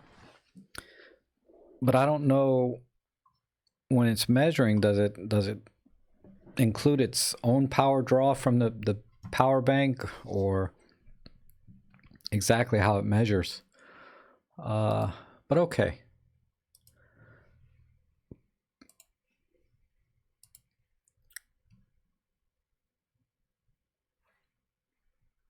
Let's see. Oh, Fiskbad, you're welcome. I can't remember what I was helping you with. Maybe it was the... I don't remember, but you're welcome. So Rob uses generic batteries. I try to keep the originals, but maybe generics are not that scary. Yeah, I use them, and I'm not buying the generic batteries because I want the generic batteries. I mean, I used to, okay? but I'm buying them because I want the charger. I buy the charger, and then for like $5 more, you can get 2 or 3 batteries with it, right? So that's normally how I get so many generics.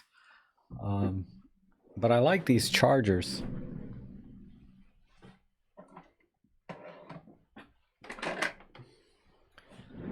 You know, I'll pick the charger that I want to come with the battery. I'll pick the charger first that I want, and then usually I can get a few batteries thrown in for a few dollars more, so why not? But I try not to use the generics as much as I can, or as little. I use the generics as little as I can. I always pull in my originals first, and then if for some reason, you know, I've exhausted my originals or forgot to charge them,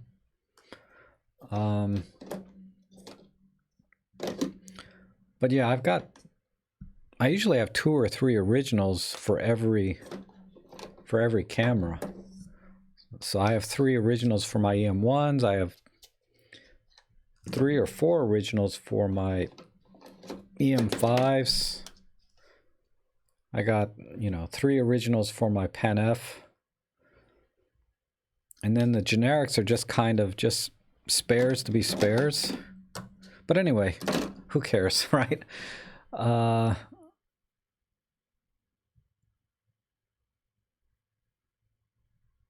Noise at ISO 1250 is very manageable. Yes. Your video seems much better, less lag. Is the bandwidth problem?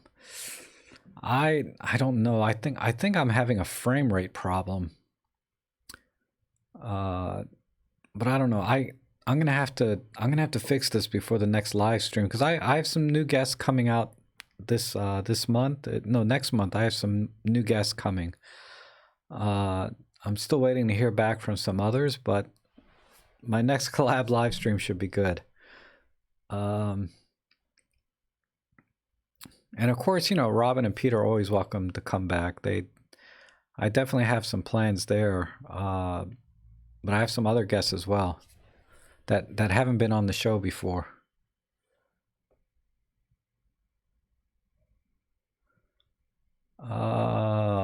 Let's see. Rick says, possible correction. Olympus post software might stack the raw images using metadata, but normal post software won't. I'll have to look more closely at the Olympus workspace. I don't remember seeing an option to stack photos for you.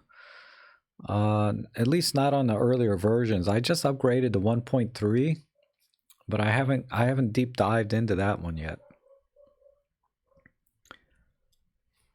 Oh, why? Okay.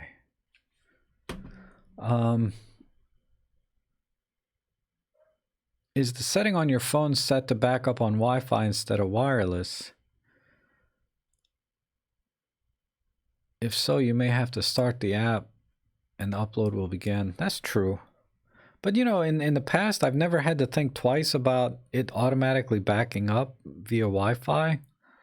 Because I do have it set up to back up on Wi-Fi. Maybe a recent update changed that, because you know how sometimes the phone will automatically update an app or update the core operating system, Android, and then the settings are set back to default, right? So I have to check for that.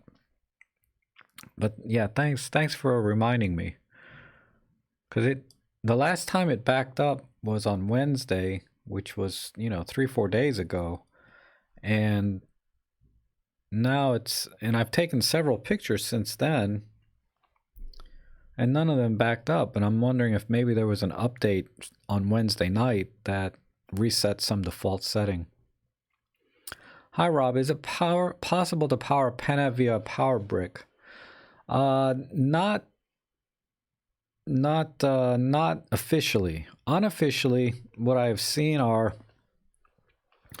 there are dummy batteries. I'll show you. Actually, I have it in my wish list on Amazon. I'll show you one.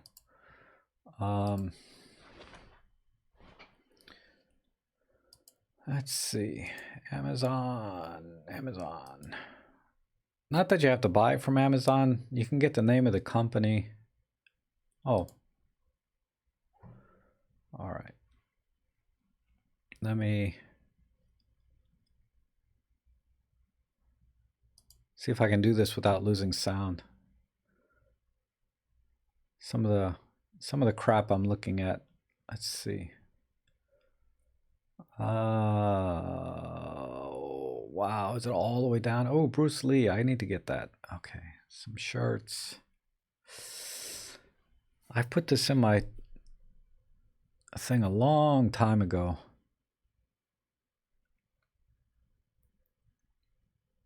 Here it is.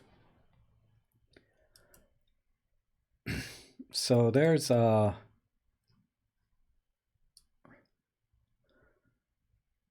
the Pen F, where is it? Try and do this without.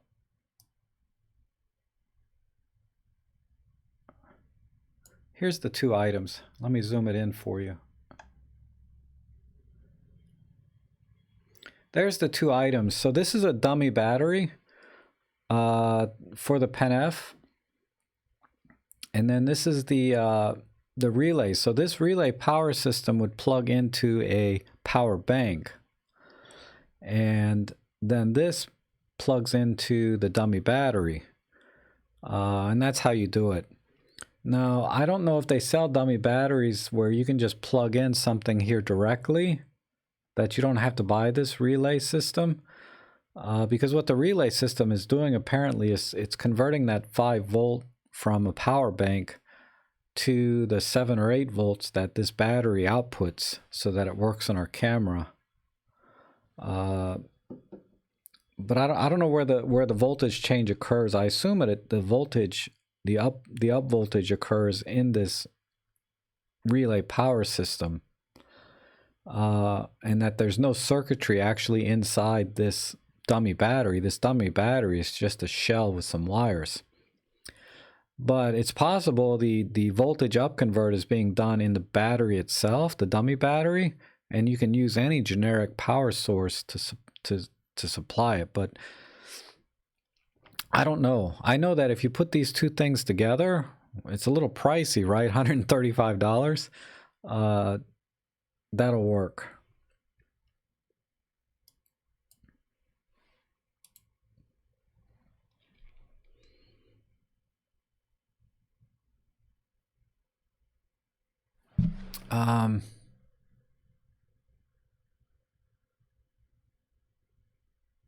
So that was Michael. So hopefully, Michael, that's the only way I know of how to do it, to power the Pen F with an external source. Rick says, Olympus OMD sensors always capture ISO 200. Yes. Higher ISOs are actually software faked and digital imaging. Yes. And I think that's what I tried to explain. Maybe I didn't explain that clearly. That, you know, the camera, the sensor captures the image at ISO 200. And then the image processing in the camera bumps that exposure to ISO whatever, say 1250. But in that process, it's also, because it's capturing the data directly from the sensor, it's able to process the noise in camera. And who knows better how to process noise than the camera itself? And then it bakes that into the raw file. Versus if you take a picture at ISO 200, it bakes in all of the noise it finds at ISO 200. You know, I've seen videos where people have compared those. I think it was, I forget the photo, F-stoppers or somebody was trying to test Tony's hypothesis, I guess, that cameras capture everything at ISO, at the base ISO, then do everything in camera and raises it. But like I said, the camera captures things at a base ISO and then processes the higher ISO that you set in camera. And to me, that would be a better way to do it than actually trying to correct it in post. And some follow-up videos I saw to Tony's videos sort of corroborated that theory, or hypothesis, I should say.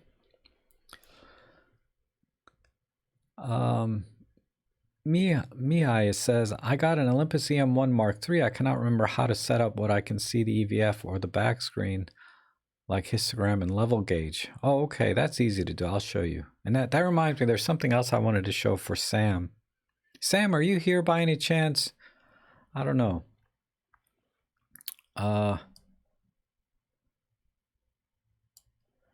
Okay, where's my EM1 Mark III? And the question was setting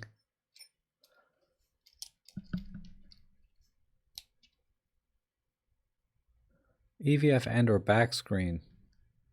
Oh, it's in the display menu. All right, so let me turn off my green screen because it's so hard to see the camera screen when I'm doing this. There, my beautiful green screen here. All right, so go into menu, it's gonna be in D1. So go into menu D1, right? Like this. And then you want to go into info settings. That's the second line item. And then under info settings, you want to go to live view info. And then in live view info, you get this menu, right?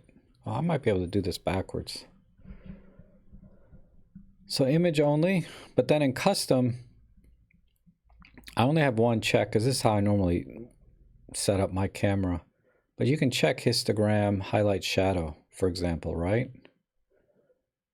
And then now you can see I have a histogram, my level meters, and if I click the info button, it'll toggle down to basic info, to image only, then back to my custom.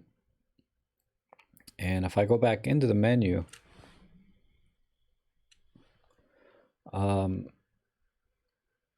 can turn this off. Well, let's say I want to turn off highlights and shadows and histogram. Now you can see the histogram is gone and I only have the level meters. And then the info button will toggle to basic info, which is always there. Image only, you know, sans the grid lines. And then back to levels only. So that's how you do it. You have to do it in the menu. The other question I got was about, this one was for Sam. And this is very confusing, but a new feature that the Olympus EM1 Mark III has is sort of like this larger view of the settings, right? And the manual is a little bit confusing about how to get to this. But, you know, if you click the info button, you get the super control panel. And then the manual sort of says if you hit the info button, it should toggle to that, but it does not. You have to actually turn the live view off by clicking this, the LV button. This is your live view button right here. This one with the little, like, next to the menu button. You click on that. And then you get the this new menu. But if you toggle the info button, sometimes this is what you see. So if you click, oh, it's so awkward backwards. So if I click it now, you'll see it goes to the super control panel, but now I can toggle that, you know, new display. So that's just another tip for today's live stream. But I'm going to do a video on some sort of hidden or tricky settings to get into on the M1 Mark III. Sort of like I did for, I think it was the M10 Mark II. I did a video like that.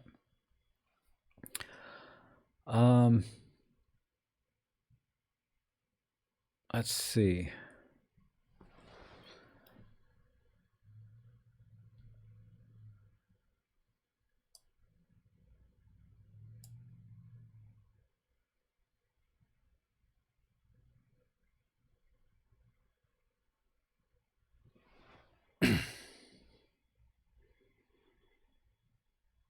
Oh, Chuck is saying Helicon Focus. So I assume that's a software then. I was thinking of like an actual piece of hardware because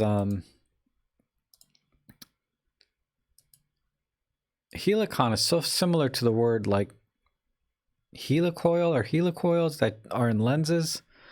The focusing part of the lens, you know, all the rings inside. So I thought for some reason you were talking about a physical hardware product, but it sounds like that's a software.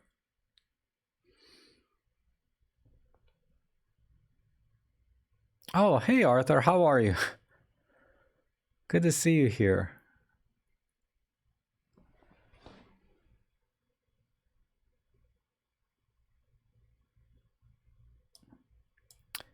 Um,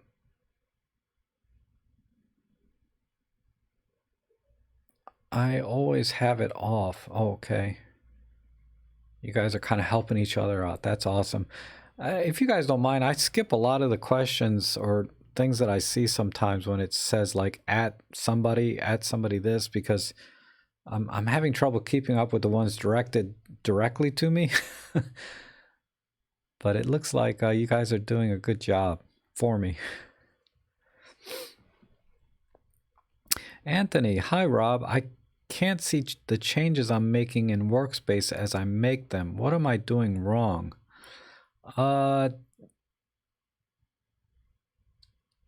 Sometimes, you know, I haven't worked with 1.3 enough lately to know if this is still the case, but sometimes what I do is I punch in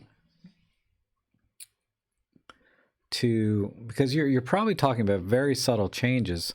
Like if you make a change from color to black and white, that change you normally see pretty instantly. But there's some other changes, sometimes it takes a little while for it to pop up or to even activate the show. So to give you an example, do I still have Workspace up? Let's see.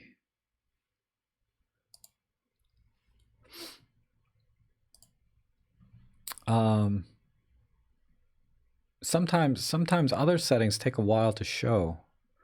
Like cropping, for example. If I crop this is a very common question I get. If I crop this image like this, right? People are like, okay, where, you know, they hit enter. They're like, why the heck isn't this cropping? All I got is the crop. You know, I see where I want to crop, but it's not cropping.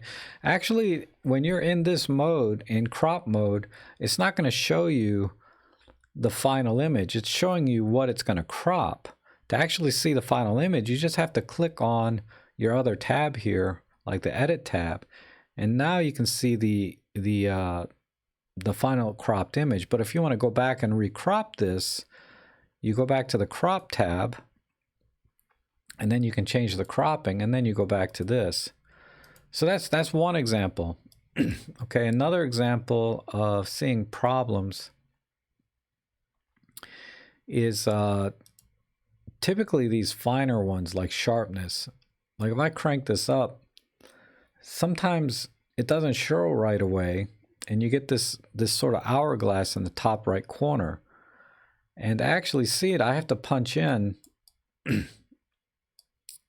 and then it'll update the image. It's already updated in this case, but sometimes I've had to punch in like this. You can either do it with your mouse or you can click down here where I'm kind of highlighting. Sorry, you guys can't see the mouse that I'm using. But sometimes punching in will bring up the changes you made. But you have to wait a little bit because Workspace can be very slow on some computers. But if you could, Anthony, if you could tell me specifically what setting you're not seeing change, I'll take a look at it. Because right now I'm just kind of shooting in the dark, right? I'm not sure exactly what settings you're talking about.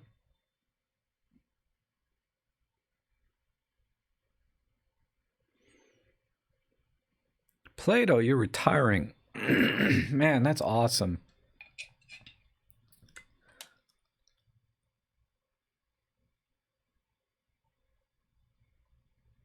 I'm about as retired as I can get without actually retiring. Not because I have money, but I'm doing what I love, right? Photography. And it just doesn't feel like work. You know, it doesn't pay much because I don't work that hard, but you know, what I don't know. It's just a life decision I made to kind of just do what I love and let the money come when it comes. Hi Rob, did you experience focus shift with the 25F 1.7? Oh, hi Nina. No, personally I haven't noticed any problems. But I hardly use that lens. But when I first got it, I didn't notice any problems. Let me see if there's...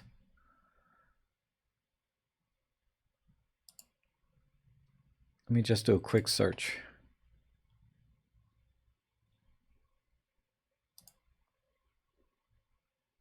Lumix 25. Well, I was using this on a Panasonic camera. Let me look at 2018.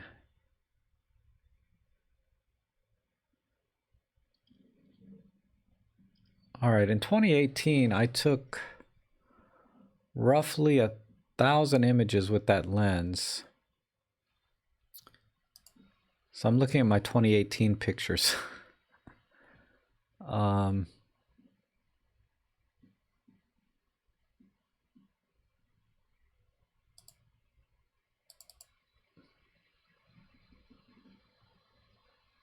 You know, I'll have to, there's no way I'm going to be able to find one randomly.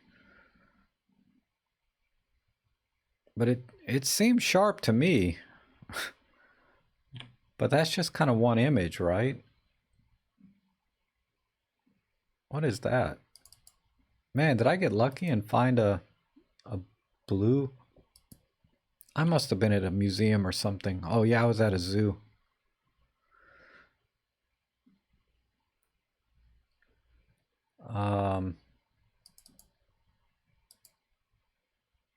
Let's see, this is it. Shutter speed was slow. Well,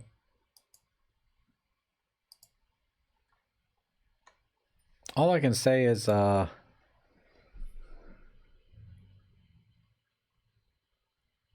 Nina, I don't know. I have to watch some videos and see where other people are having a problem and see if I can duplicate that on mine, because you know, all of the image I took with that lens I was pretty content with, and if there was a problem with it, I assumed it was user error, like I used too slow a shutter speed or I missed the focus.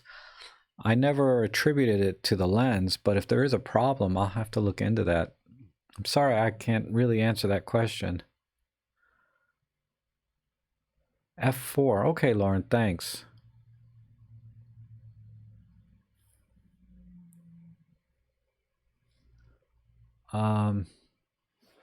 Yeah, thank you, Plato.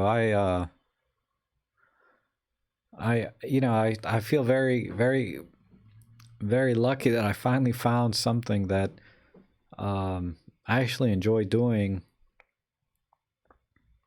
and getting paid, but it's, like I said, it's not a lot. I barely squeak out a living, but that's my fault because the business is there photography wise.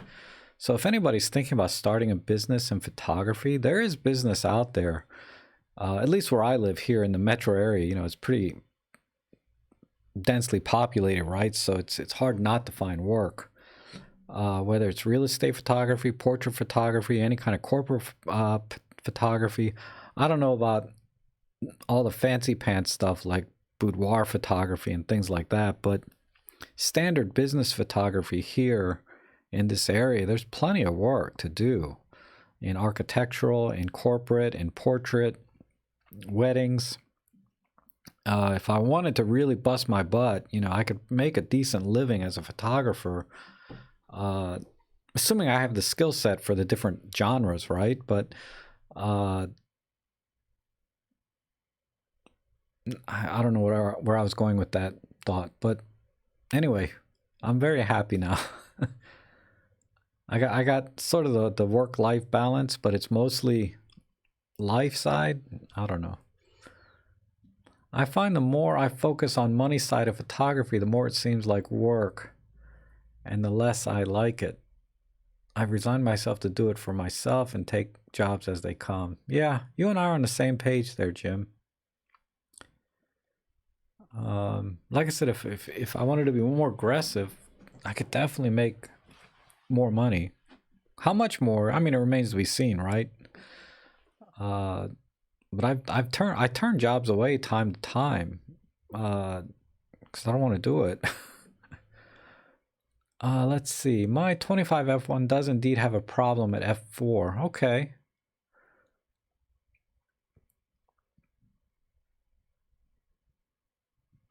Okay, Patrick, it's at f4, huh? I can narrow down my catalog down to just f4 images. Let's see. Aperture. Out of 1,000 pictures, I have 27 of them at f4. And all of them are just of my bedroom window. I was just practicing. I'll show you. It's kind of hilarious.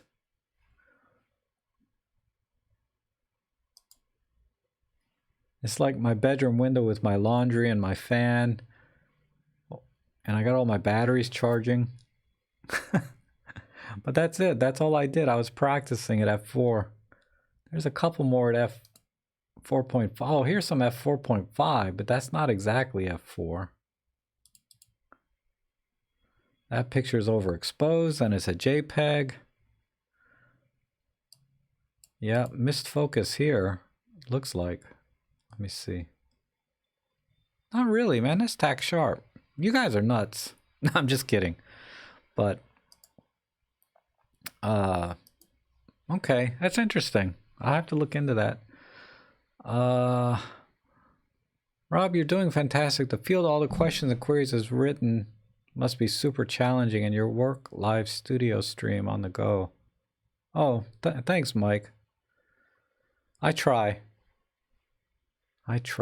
And yeah, we're kind of pushing the limits here. The coffee's kind of kicked in. My eyes are still kind of really red, but I'm feeling pretty good now. I'm a little dry now. I need more coffee. When you get the Panty 25 for $99 to $140. Yeah, that's true. It's cheap enough lens, and it's excellent. Hello, Nadir. How are you? Patrick says, Camera Hoarders does a good video on how to test and get around the focus shift. Okay. Mia says, thank you. Can you please elaborate the boost setting for live view and settings for luminance of the live view? What exactly do SOV? How can I see normal light in normal live view and in right? Miha, that's a lot of questions bundled up into one. And there's not really a short answer. So what I would recommend is to watch my video on live view boost. So let me find that real quick. I'll tell you, I number all my episodes, so you can just search for EP episode number, whatever.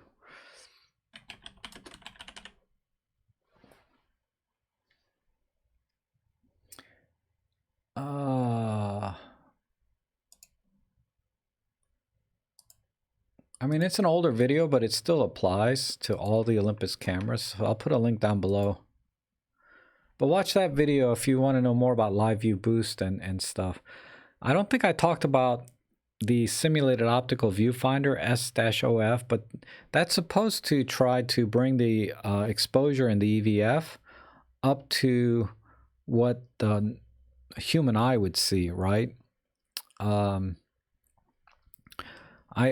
You know, it works okay. I don't use it at all myself, so I can't tell you how good it is or bad it is, but that's all that's trying to do. So what you see when you're using SOVF is not the actual exposure. It's supposed to simulate, and that's what the S stands for, simulated optical viewfinder. It's supposed to simulate what you would see with your natural eye if you were looking through an SLR.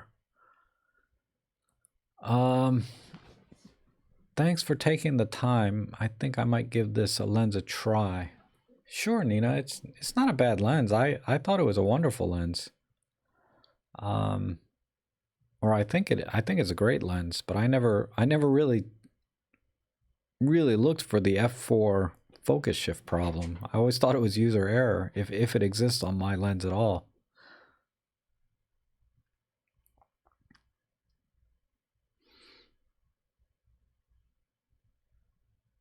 Just been reading up on focus stacking with Helicons. Oh, so it is software. Yeah, Rick. So it's an annual subscription software.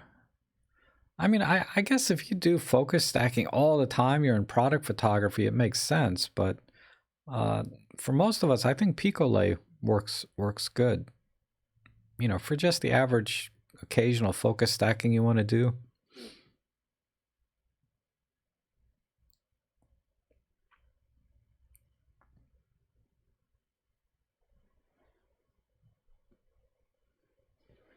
Yeah, Lauren, 45 is tight in the street.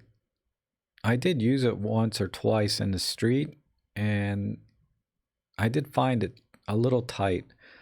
30 is still a bit too tight for me. I'm very comfortable with 14 and 17. Just those focal lengths work for me, and I still need. I don't know if you're here, but somebody challenged me to take my 75 out for street photography. Man, that's 150 millimeter equivalent, right? In full frame terms. Holy crap! I don't know. I know Craig from E6 Vlogs did that once, but I don't know. Anyway. Oh, Michael, you use a dummy battery in your EM5 Mark 1. Okay. Michael says, Rob, just got the Sigma 30 f1.4 contemporary due to a review of another contributor. The dilemma for me was you on one side with your view on Sigma and the recommendation on the other side. Yeah, I mean, like I said, my view on Sigma has been stained by my experience from using them on Nikon. I've never used a Sigma lens on a Olympus camera. So I doubt it will have this, you know, people have said they get focusing issues with it too. I can't imagine. I would imagine it would be less prevalent on a mirrorless camera, any kind of focusing issues with lenses, like third-party lenses, because it's focusing off of the sensor, not through a separate focusing mechanism like in a DSLR. But on my Nikon D750 and the Sigma lenses, I would get focus confirmation. Then when I got back in post, you know, because my eyes aren't good enough anyway to see when I'm in the field if things are in focus.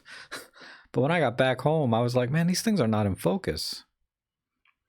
So I went out again later, and I specifically looked for or tried to be conscious of images I knew I should have had focus on. Then when I got back home and checked them, they were not in focus. And it was random. I couldn't duplicate the problem every time I went out. And at first I thought it was, again, user error. But then when I was actually testing for it, I found that it was not user error, that the lens would miss focus. And I've only heard that a little bit from people here, that they still have that problem even on the Olympus cameras.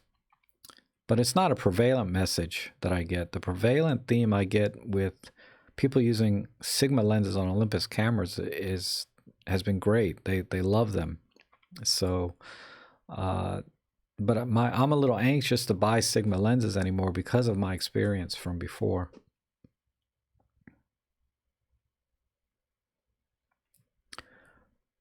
Plato, Sigma lenses, most of them, it looks like to me they were made for APS-C size sensors, so they're going to have a bigger image circle. And then they just put micro four third mounts on their APS-C lenses. But I don't know much more than that, because you can look at a 30mm f1.4 and it's identical in size and weight, whether it's Sony mount or Fuji mount or Olympus mount. You know, it's the same lens, they just changed the mount. Not all their lenses, but because I think some of their lenses are micro four thirds only, like the Sigma 60mm f2.8. I think is, I haven't seen that lens on other mounts. Okay, good night, Queenie. Thank you.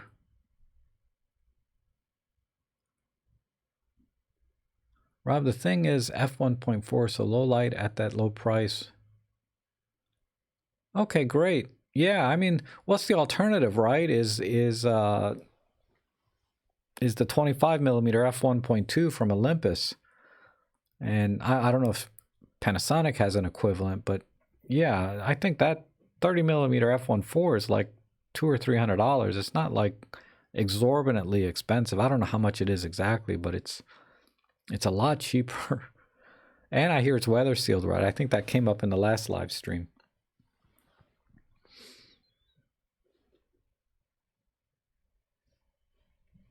Oh, okay, John. So you shot with a 45mm for street today, and you cropped it even more when you got home.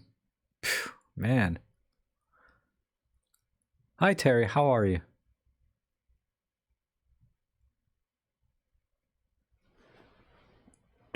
Oh, Patrick's kind of confirming or sharing his experience with his 30mm f1.4 on a Sony, and he's saying that it's 70-80% hit rate versus his Sony lens.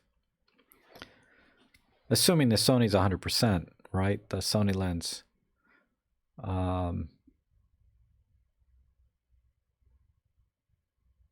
But yeah, I understand what you mean. That your Sigma lens is 70-80% hit rate versus your Sony lens, assuming 100% scale.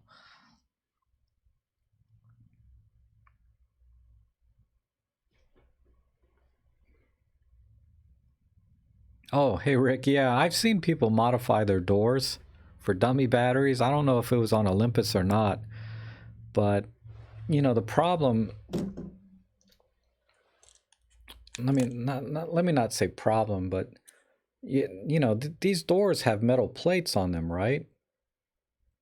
And you just have a very. I got to get my eye out of the focus range. But you do have a little plastic area there that you could drill into. But of course, you're going to compromise weather sealing and all of that other stuff, right?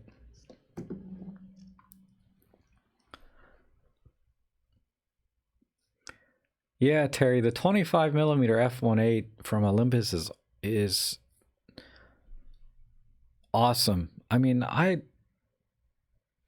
I've seen testing where people were not that thrilled with that lens, but when I use it, I'm amazed by the contrast and the clarity and the sharpness that I get out of it. I think it's an amazing lens. Definitely superior to the Panasonic version, you know, for me. And of course, it focuses great for video as well, and it focuses fantastic, you know, in stills. And for the money, I think you're getting your money's worth. Yeah, it's 2-3 times as much as the Panasonic version, but I think it's a superior lens. It's just a matter of if you think it's worth paying double for Olympus version or not. And I think, and I ended up doing that because I had the Panasonic, or I have the Panasonic 25, but when I bought the Olympus version of it, I did notice a distinct improvement in video autofocus, but also in it just felt sharper and crisper. I haven't tested for it, like pixel peeped it to death, but it did feel like even in still photography, the Olympus version was better on the Olympus camera.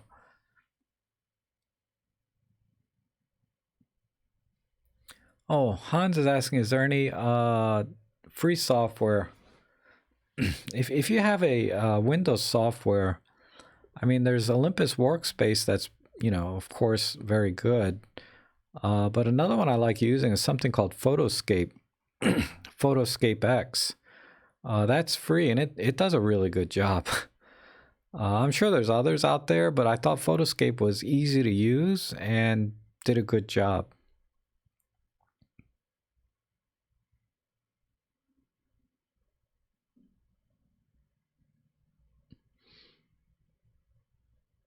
Yeah, the 45 for portrait is excellent. That is the best value lens that Olympus has. I mean, you're getting much more lens than you're paying for with that lens, because you can get that lens all day long for like 200 bucks, right? But okay, I'm gonna have to wrap it up here soon. Yeah, Lauren's also sharing his experience that Photoscape X is quick. It's really good.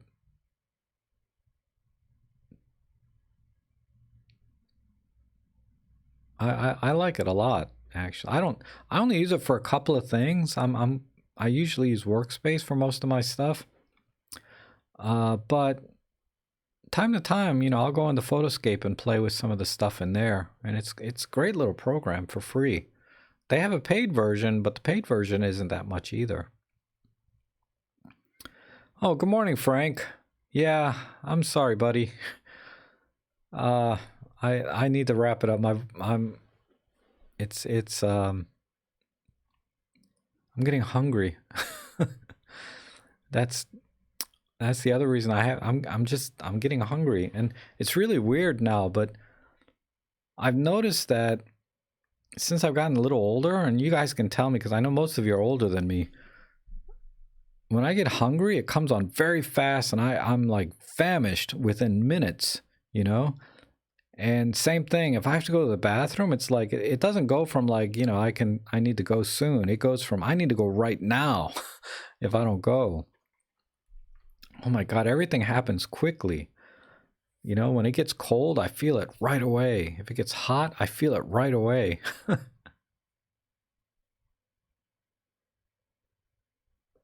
Oh, thanks, Arthur. What are you referring to though, as far as troubleshooting? What did I do today? I try. Okay, Plato, we'll see you next time.